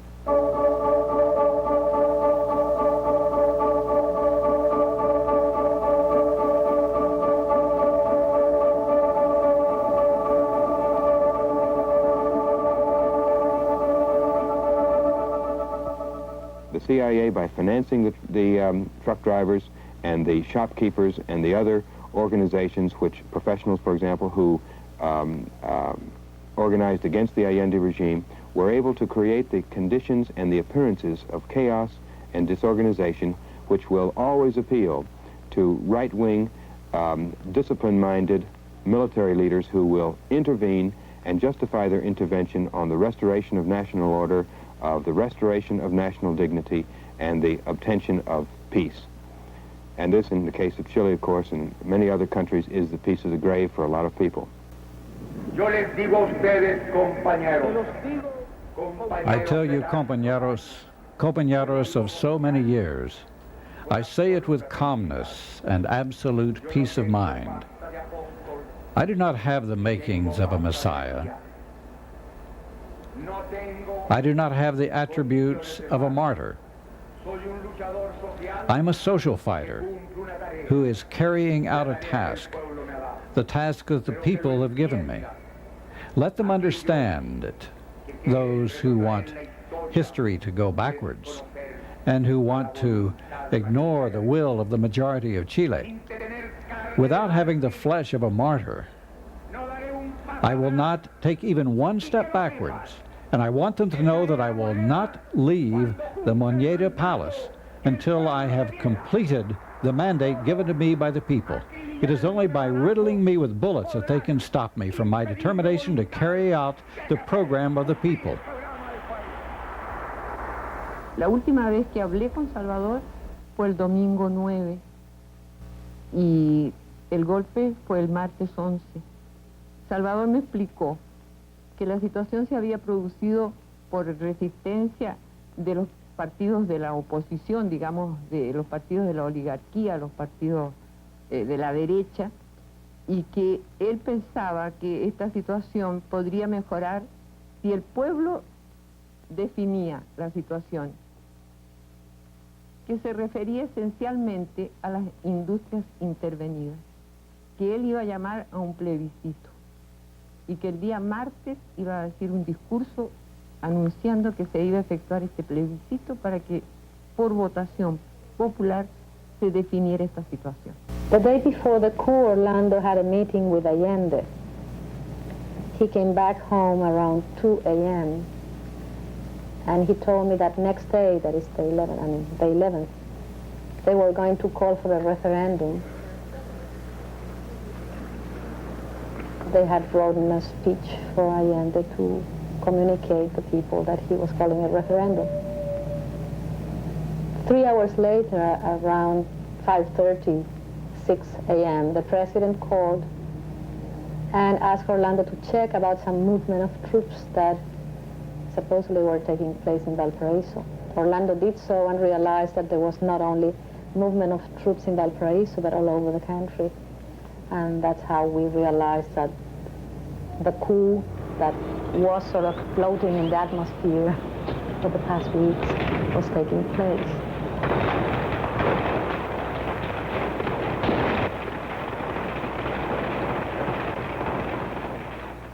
En La Moneda, Salvador, en conversaciones que lo llamaban por teléfono los militares, diciéndole que se rindiera, Salvador sostuvo hasta el último momento que él no se rendiría nunca. Pero estaba dispuesto que los militares querían terminar con Salvador Allende.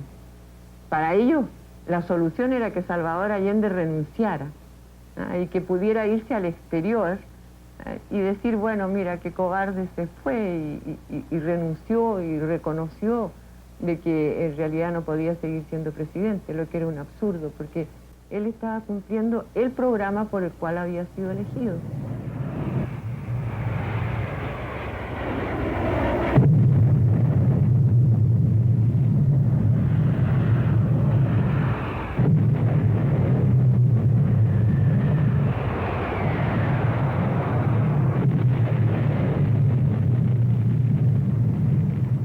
Salvador sabía que la única forma era realmente recuperar nuestra riqueza y estaba dispuesto a morir, a mantenerse en La Moneda, a resistir si ellos pretendían matarlo. Y tal era la intención desde el momento que ustedes han visto fotografías de La Moneda cuando está bombardeada, cómo ardió La Moneda.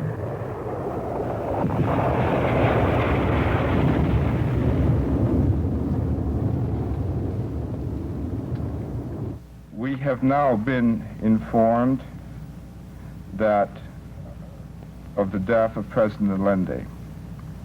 And I'd like to say this, that I do want to express regret on the loss of life in Chile, and particularly that of the Chief of State, President Allende.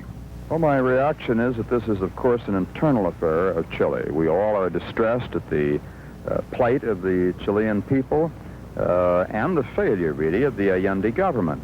Those principles and practices of Marxism did not apply to Chile. And the economy went from bad to worse. Inflation was rampant, values were destroyed, incentives were gone, people didn't know how to set their sets of values. Orlando was taken for a few weeks to a horrible place. It's the basement of the Air Force Academy. And there he was interrogated, and there he saw hundreds of people being tortured.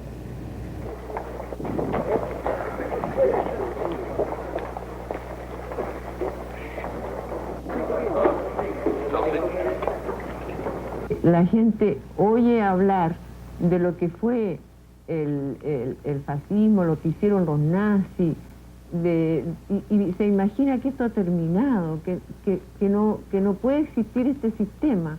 Y aquí vemos que ha brotado de nuevo en Latinoamérica, porque no es solo en Chile, también la crueldad y la violencia y las torturas se aplican en Brasil, en Uruguay, en Bolivia.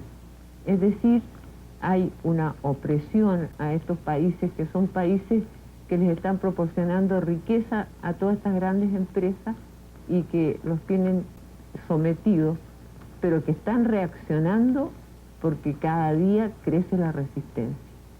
Yo estoy convencida de que el momento de liberación para Latinoamérica va a llegar. Puede ser que demore un poco, pero va a llegar, porque un pueblo se agota, la paciencia tiene un límite y la miseria no puede seguir en esa forma.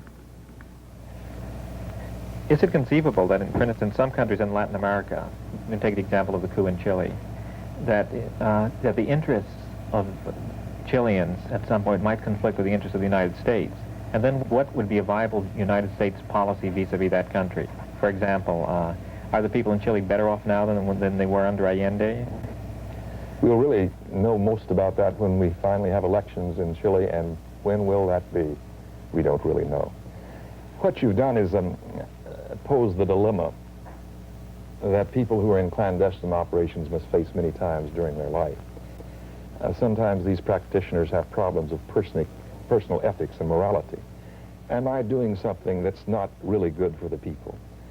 Furthermore, I've noted in intelligence operations that usually we've gotten into trouble when we've tried to help people who didn't really want to be helped very much. What it boils down to is it really something in our national interest that must be done? In the past, in the atmosphere of the Cold War, and even in the 60s, the American public, without question, felt that their presidents should go ahead and be firm on things like this and be sure that our interests around the world were stoutly defended. That's beginning to change to some degree. But I'm afraid it all goes back to that Oval Office in the White House and the kind of decisions that are made there, the perceptions that are made there. Otherwise, an intelligence organization or a practitioner of intelligence finds himself in the position of, I don't like this. It really shouldn't be done. My personal opinion is that it's wrong. What do you do then? Do you resign in protest?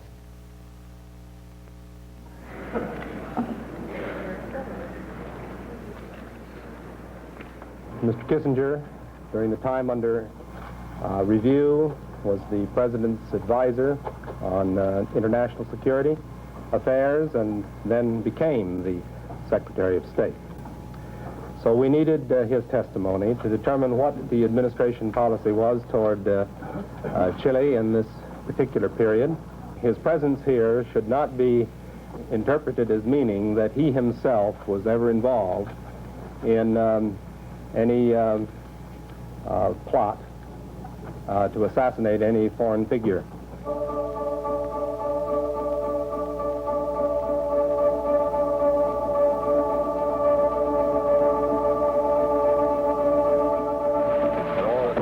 Personal reaction, Mr. Helms, to the events of today? If I am my attorney, I've been instructed to say nothing to you or to anybody else. I'm being as polite as I can about it. This is what he's told me to do. Yes, sir. As long as the matter is in the court, I'm saying nothing. What Helms simply did in this case, when he saw that he was going to be hanged, made a scapegoat, he simply said, all right, here are roughly 100 items in which I'm going to demand discovery on in the process of my defense. And if one read down through the list, it was quite obvious that he was not going to hang alone. Kissinger would hang with him, Rusk would hang with him, Ford, Nixon, and all sorts of other people. And therefore, he got off with just a slap on the wrist. Senator Church, of course, signed the final report of the Church Committee, and one of the comments in there was that CIA was not out of control. After his investigations, in other words, he had first asked it as a question as to whether the CIA was out of control, a rogue elephant. And he was satisfied by his investigation that indeed no. The House Committee said that far from the problem being CIA being out of control, it thought that it was too much under the control of presidents and did their will over the years. Initially in the investigation, we went into the area of the oversight function of the Congress. The Constitution charges the Congress of the United States with not only enacting laws and appropriating money, but overseeing the executive branch of government. And in our investigation and overseeing in investigating and evaluating the oversight function of the Congress, what we came up with was, number one, that the Congress of the United States had totally failed miserably in its oversight function. Mr. Dulles, would you approve Congressman Lindsey's suggestion of a watchdog congressional committee over the CIA? Well, I do not favor it, but I think that is a matter for the Congress and the President to decide primarily. At the present time, there are several committees, the Armed Services Committees and the Appropriations Committees, which review the work of CIA, and I think they're doing a very competent job. The Congress is a group-oriented process of 435 people. It's broken down into a number of major committees and subcommittees. We have several committees charged with responsibility of overseeing the conduct of the intelligence community. And we saw a pattern established, a pattern where the intelligence community would either brief only the chairperson of the committee with respect to various operations and even abuses. Sometimes they would brief the chairperson and the ranking minority member, and in some instances they would brief only a few members of the committee. So in a great number of instances, it was not the entire subcommittee that ever was briefed, and I have not recalled at any time historically where the subcommittee, once it had been briefed on questionable acts by the intelligence community, that they ever took that information to their full committee, and we certainly never in history had an extraordinary session of the United States Congress to look at the serious nature of the allegations. I prefer to leave it stand where it is. I can't imagine the British Parliament investigating British B-4. And I can't imagine the French Chamber of Deputies investigating the French Sûreté. And I can't imagine the Russian Presidium investigating the MVD. Why, that's absolutely fantastic to think about. Well, it's a gathering of intelligence secretly. And you've got to use those methods. And when you come out and go to examining and exposing and analyzing publicly everything they do, you destroy the CIA. There were a number of them that said quite clearly on the floor of the Senate that they didn't want to know certain things. One senator referred to, if you're going to have an intelligence service, you're going to have to shut your eyes, take what's coming.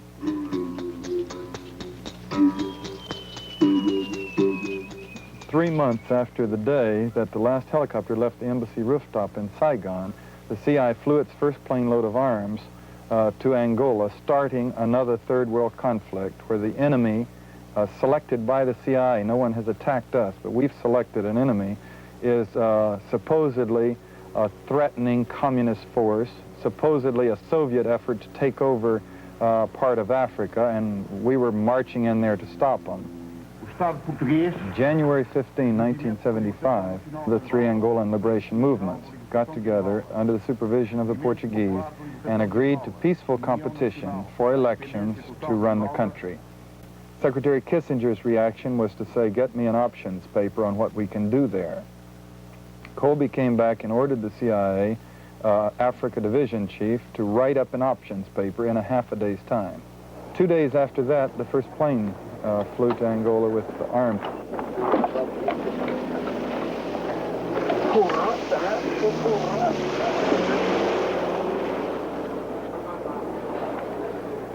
What will the United States do? That is not a subject that I'm free to talk about. Is the United States involved in any way?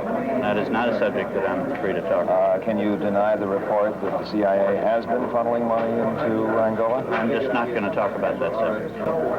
When will the American people find out exactly what is happening over there? I don't know. They wanted to know were any Americans involved in the conflict, and were we sending any arms in despite our denials, and were we involved with South Africa, and were we recruiting the mercenaries who were showing up there? And so then you started recruiting this for the CIA, or were you just working on contract? No, I'm working for FNLA. The FNLA is receiving their money from the CIA. We had four, it's common knowledge. I'm not blowing smoke on the CIA. I support the CIA and their activities. We had, well, I can name 24 CIA paramilitary specialists who were inside Angola training and advising and helping to prepare battle plans and installing communications equipment and helping to run the war.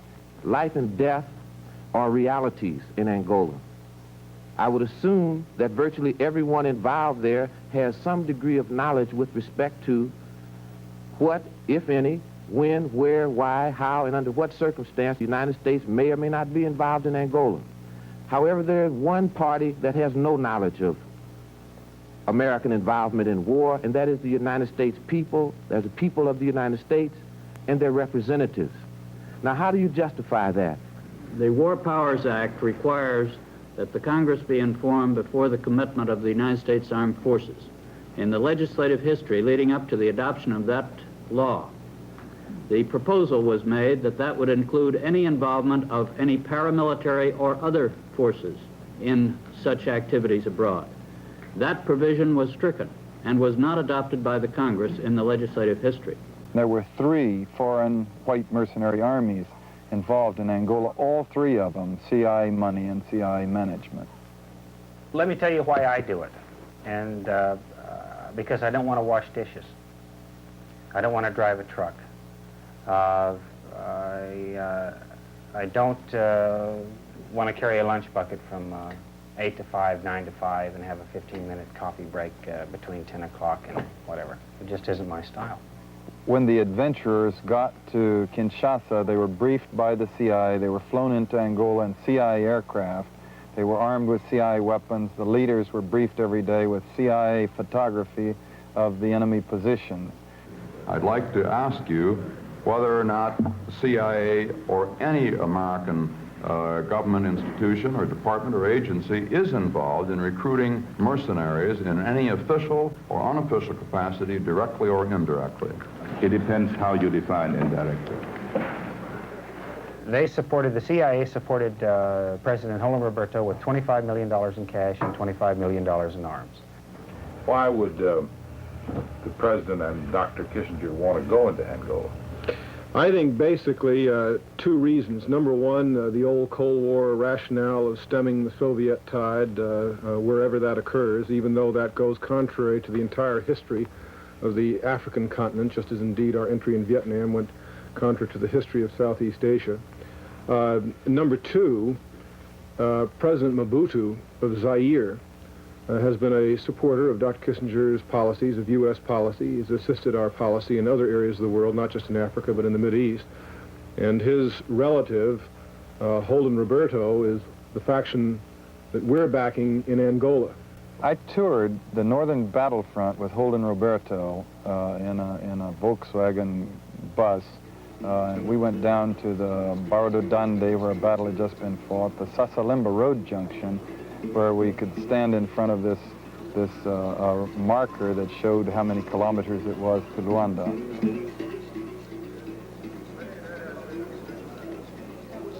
By early September, the MPLA, our chosen enemies, were winning, and our allies, the FNLA, particularly in the north, and the UNITA forces in the south, were on the defensive, losing ground.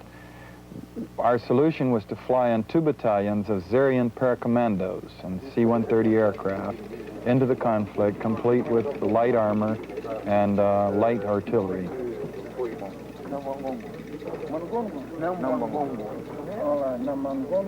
The Zairian commandos were foreign troops introduced into the conflict, answered by Cubans introduced into the conflict.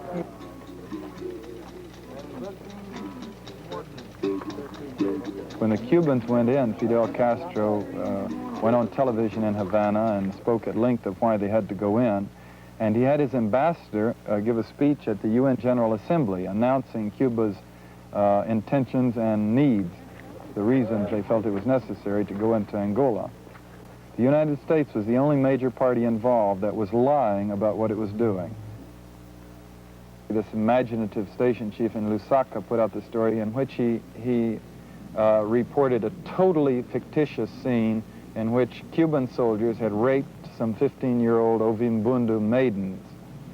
And this was the perfect touch. Pure nonsense, very much contradictory of what the Cubans were doing and the way they were conducting themselves in Angola, but the right flavor the CIA would like to play with.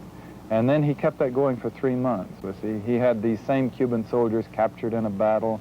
He had them put on trial before a tribunal of these same women who had been raped, and then eventually executed, with photographs, mind you, of the trial and photographs of the execution of these young women who had been raped, killing the Cubans who had raped them.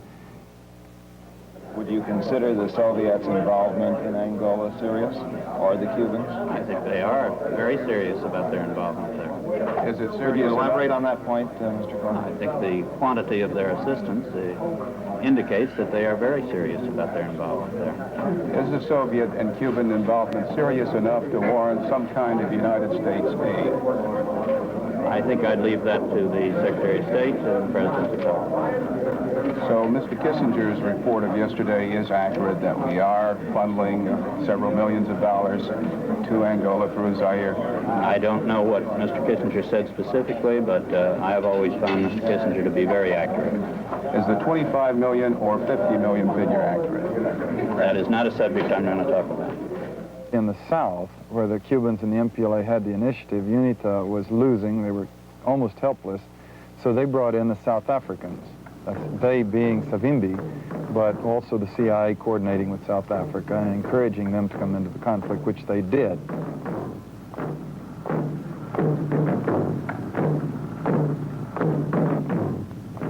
By early November, our CIA managers were beginning to crow a little bit. The Lusaka station sent in a cable saying that in a few days, the MPLA's back would be broken. Approaching the 11 November Independence date, Mobutu's paracommandos tried to attack Luanda, and this task force of 1,500 men in light armor were caught out in the open and shell rocketed with these 122-millimeter rockets. And after that, the United States effort was out of business. It makes no difference whether the United States uniforms are in any way in Angola or any other country. But if we are giving money or weapons or providing any other support that results in the death of human beings, then I think to give a technical response to the question is not responsive to the gut issue that I'm raising. CIA and the United States government is in compliance with the decision made by the Congress as to how this question should be answered. The Congress had an opportunity to require more than it did. It did not. It decided not to. And in the course of its decisions, in the course of the laws adopted by the Congress, it clearly left a field for this activity. Senator Clark went on a tour of Africa to confer with all of the Southern Africa heads of state about the Angola conflict, just to be the congressional authority about the validity of the conflict. As he traveled, we began to get reports from each embassy he visited of what he had said to this person or that in the embassy, and it began to seem very clear that he was not sympathetic to what we were doing. So we sent out cables urging everyone to try harder to keep us better informed of what he was finding as he went to the different countries. And then eventually, when he was coming around finally to Kinshasa, we sent a cable ordering the chief of station to see President Mobutu and President Roberto of the FNLA and prepare them on what they should and should not say to Senator Clark about the situation in Angola. The original request by the CIA was for $100 million. That's correct. That's correct. That's my understanding of it. And then when that ran into some opposition, it was dropped down to what? It was dropped down to the $28 to $35 million figure that we're now talking about. And what you're trying to do is force the CIA to eat what it's already spent. I don't want them, as far as what we've expended in Angola, to consider that money thrown away. That's exactly the way I view it. I just don't want to pay the further price that's going to be attached to any further activity on our part. Colonel Peter McLeese had me fly him up to the presidential palace in Kinshasa, Zaire, President Holden Roberto's palace. We met with 4 CIA agents that informed us to evacuate Angola. They could not resupply us with money or arms because of public opinion in the U.S. President Holden Roberto took a phone call from the State Department And as far as I know, it was from Henry Kissinger. He had a conversation with Henry, and President Julio Roberto was very upset at the conclusion of the telephone conversation. Could you come tomorrow morning? Could you just explain briefly, sir, what the situation is? Just very briefly. Just 1 minute, sir. Could you just tell us in 1 minute? Let us make it tomorrow morning, okay? President Julio Roberto asked us if we would try to hold out without any support as long as we could. We told him we would. And that's the reason El Salvador turned into an Alamo.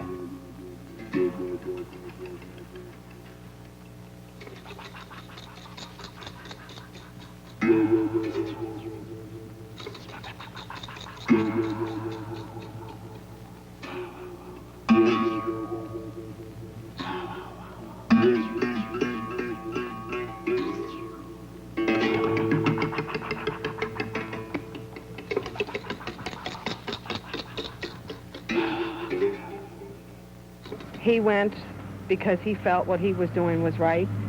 He thought it would take care of our financial problems. You didn't want him to go, did you? Something like this might happen? I knew that it was going to be dangerous, but I had no idea this would be the result.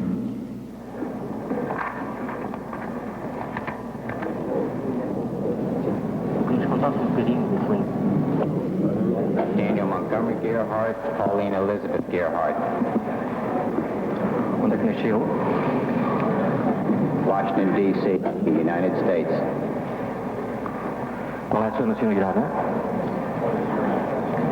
American.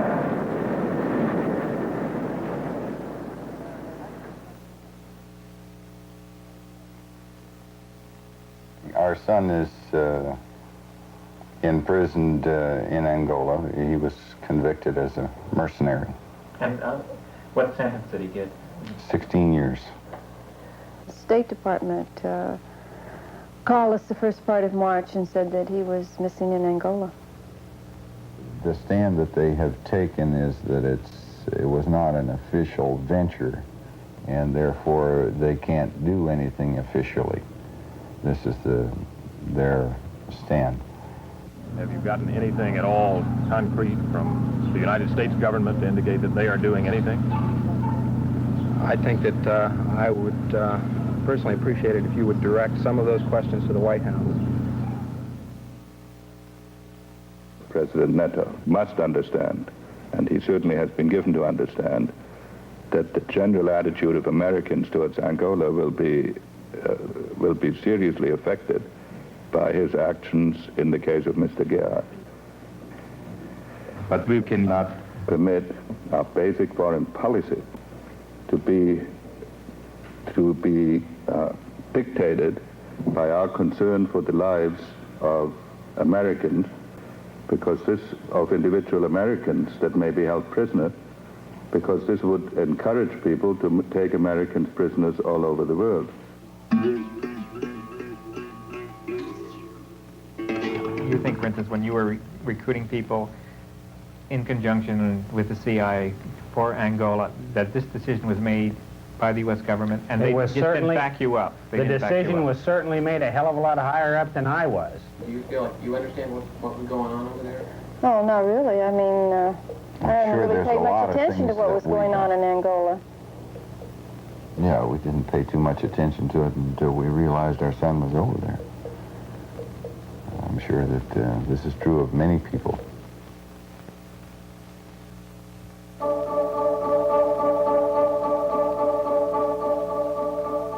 I thought that it was a matter of real concern that planted stories intended to serve a national purpose abroad came home and were circulated here and believed here, because this would mean that the CIA could manipulate the news in the United States by channeling it through some foreign country. Now, we're looking at that very carefully. Do you have any people being paid by the CIA who are contributing to a major circulation American journal. We do have people who submit pieces to American journals. Do you have any people paid by the CIA who are working for television networks? This, I think, gets into the kind of getting into the details, Mr. Chairman, that I'd like to get into in executive session. At CBS, we had been contacted by the CIA. As a matter of fact, by the time I became the head of the whole News and Public Affairs operation in 1954, certain relationships had been established, and I was told about them and asked if I'd carry on with them. We have quite a lot of detailed information, and we will evaluate it, and we will include any evidence of wrongdoing or any evidence of impropriety in our final report and make recommendations. Do you have any people being paid by the CIA who are contributing to the national news services, AP and UPI? Well, again, I think we're getting into the kind of detail, Mr. Chairman, that I'd prefer to handle in executive session. Senator, do you think that you named the news organizations in your final report? That remains to be decided. I think it was entirely in order for our correspondents at that time to make use of CIA agent chiefs of station and other members of the executive staff of CIA as sources of information which were useful in their assessments of world conditions. Would you say that continues today? Well, yeah, I would think probably for a reporter it would continue today, but because of all of the revelations of the period of the 1970s, it seems to me that a reporter has got to be much more circumspect in doing it now, or he runs the risk of at least being looked at with considerable disfavor by the public. I think you've got to be much more careful about it. I don't think there is any possibility for reform of the CIA. I gave up my hope of this after seeing the poor performance of the Church Committee, which was infiltrated by CIA people and to some sabotaged to some extent, co-opted. I mean, the people that were working on the news media was a CIA guy. There were other CIA people involved. And the CIA officers themselves say, you know, we didn't, Church didn't get anything we didn't give him. We have government agencies like the Congress, the Senate Committee, for example, to oversee the CIA, talking about the agency now being under control and that the abuses of the past have now been eliminated, as if the agency wasn't under control all along, and as if what they call abuses weren't ordered by presidents. The main argument is not with the agency, which is an instrument for policy execution, but the main argument is with the president and the people outside the CIA who determine the interests which have to be protected and how, who determine American foreign policy, and then call upon the CIA and other agencies to execute that policy. When they come to the conclusion, as they have with the exposés on the media, their connections with the media, and with their involvement in drug experiments and so forth, here they knew the information was going to come out. There was no way that they could prevent it. So what they did then was to reveal it themselves, and using their usual deceptive techniques, say, well, that's it, that's the end, you know, we've told you everything and that's it, there's nothing more, that's all there is to it. And then they just drop the Iron Curtain and you can't get beyond it. What I would like to know, and I know many other people would like to know too, is not only the history but the current relations between the CIA and the SAVAK in Iran, for example. Imagine all the Iranians who would like to know that. With the Kopkamtib in Indonesia. Imagine the 100,000 political prisoners or so in Indonesia right now who are being held without trial, and have been some for over 10 years, by this security service, which has had its history of relationships with the CIA. Whether the institutional relationship continues with the Korean CIA right now, with the DINA in Chile, with the DOPS and the CODI and the other organizations in Brazil, with the Uruguayan security services, with the Argentine Federal Police there. All of these relationships of the past probably continue today in one degree or another. And I don't see how the Carter administration or any other administration can talk about human rights while these institutional contacts remain and while these services receive, in one degree or another, support, guidance, and encouragement from the CIA. The system is what is wrong. The system is what had to be changed and should be changed so that the president cannot direct these kind of activities and certain congressmen cannot cover for them, and that these men cannot think in those terms of being completely amoral or unethical in the conduct of their business.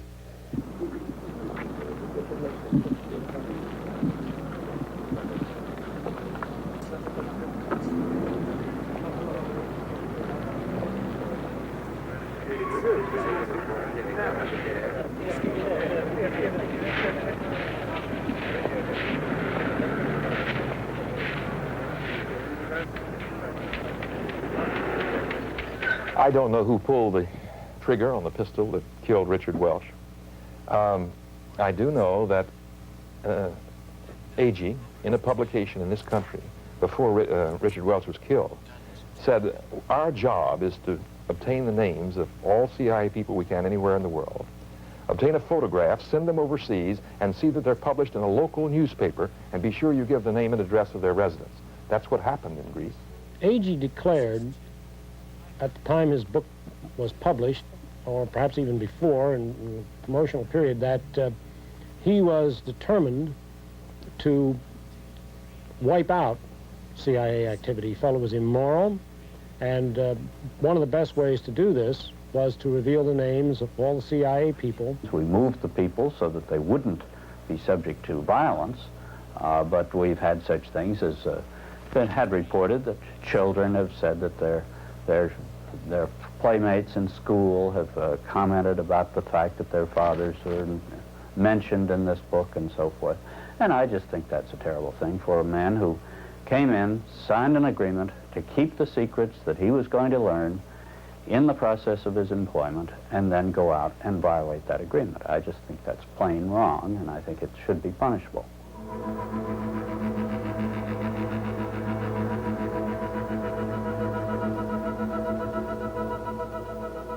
In the last 3, 4, 5 years, the world has learned a lot more than it ever knew before on what the actual operations were, and more people have come to oppose the secret intervention and the secret subversion of the institutions in other countries, particularly the people who live in those countries.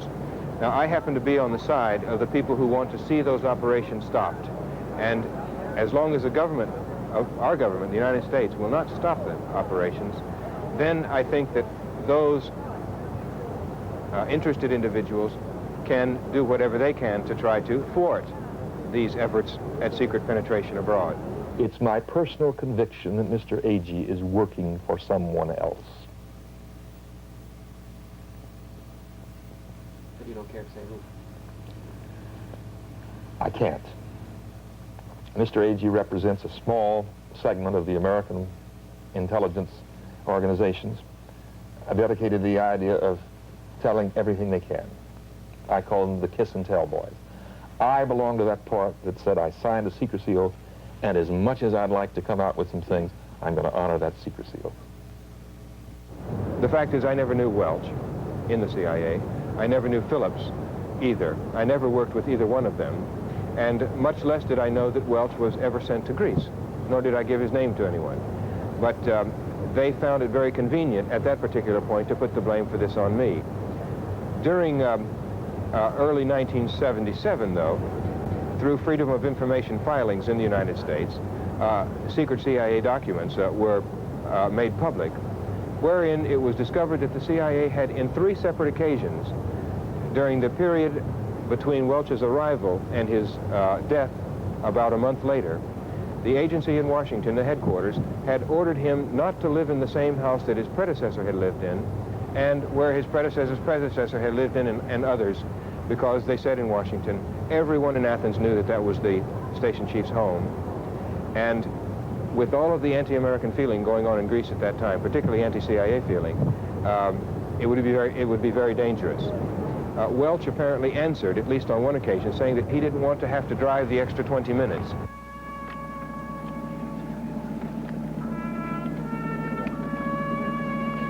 He wasn't killed because his name was Richard Welch.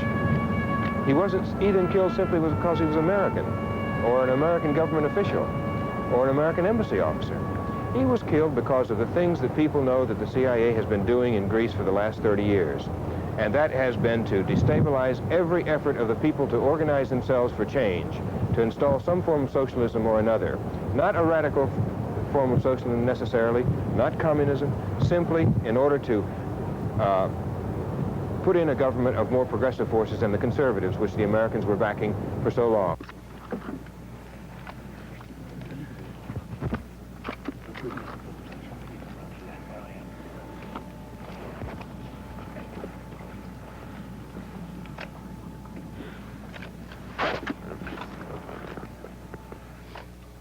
We have managed to go into country after country, the CIA, and promote dictators to take over the country, and with policies of suppressing human rights and abusing the human rights of the people in those countries, so that, take Iran, for example. This is the favorite success story of the CIA, how it installed the Shah in power, encouraged him into power, trained the Savak so he could stay in power.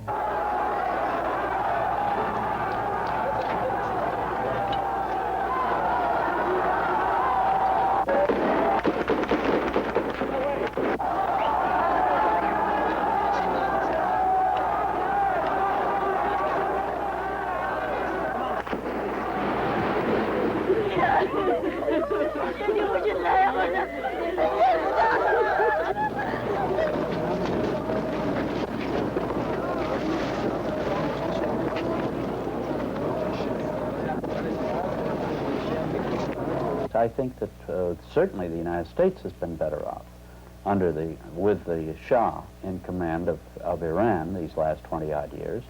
And I believe also the Iranian people have made more progress in their social and economic development in these last 20 years than the alternative of communist totalitarianism. The whole effort of the United States was to keep the Shah in power. The Shah was a steadfast friend of the United States through thick and thin. We told him what to do, we told him how to do it. And there was not any preoccupation with the people of Iran. There was almost a naive trust of the propaganda coming out of Iran, that the people were firmly behind the Shah. The adulation was spontaneous and all-pervasive, which was not true.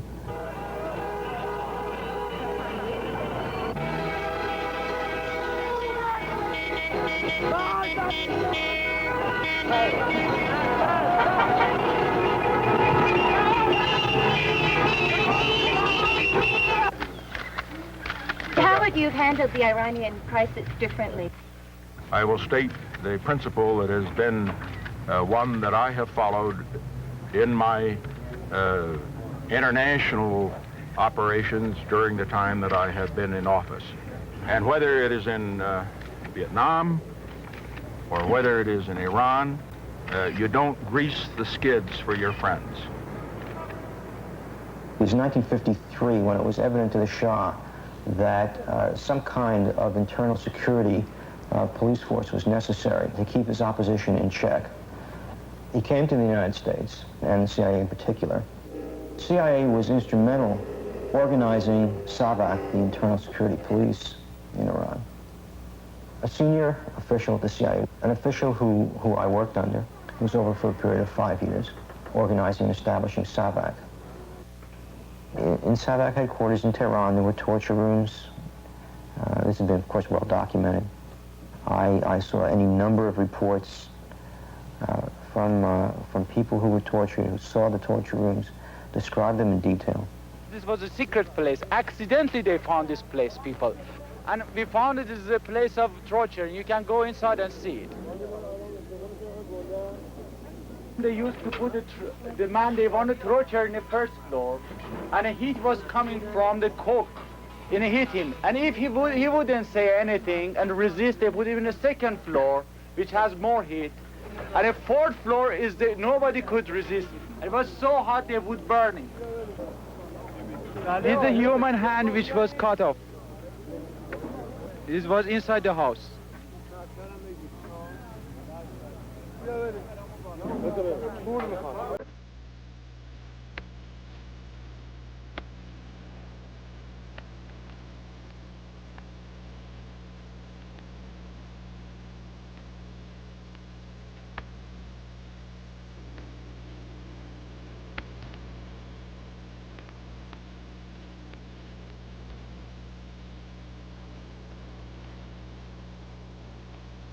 The SAVAK's policies towards its own people are now pretty well documented, and the rage and bitter anger that's being expressed there towards the United States is a result of the fact that the people are quite aware that the SAVAK and the Shah were CIA products.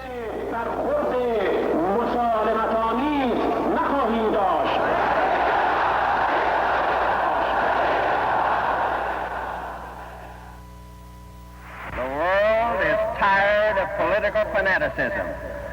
It is weary of the lies, propaganda, and hysteria created by dictatorship.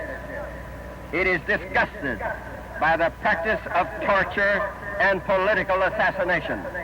Those people, behind and beyond the Iron Curtain, have seen so much political wickedness and cold-blooded betrayal, such godless depravity in government, that they find it harder to believe in our peaceful intent and decent motives than in the calculated and clever lies that communism is spreading every hour, every day, through every broadcast and newspaper that it controls.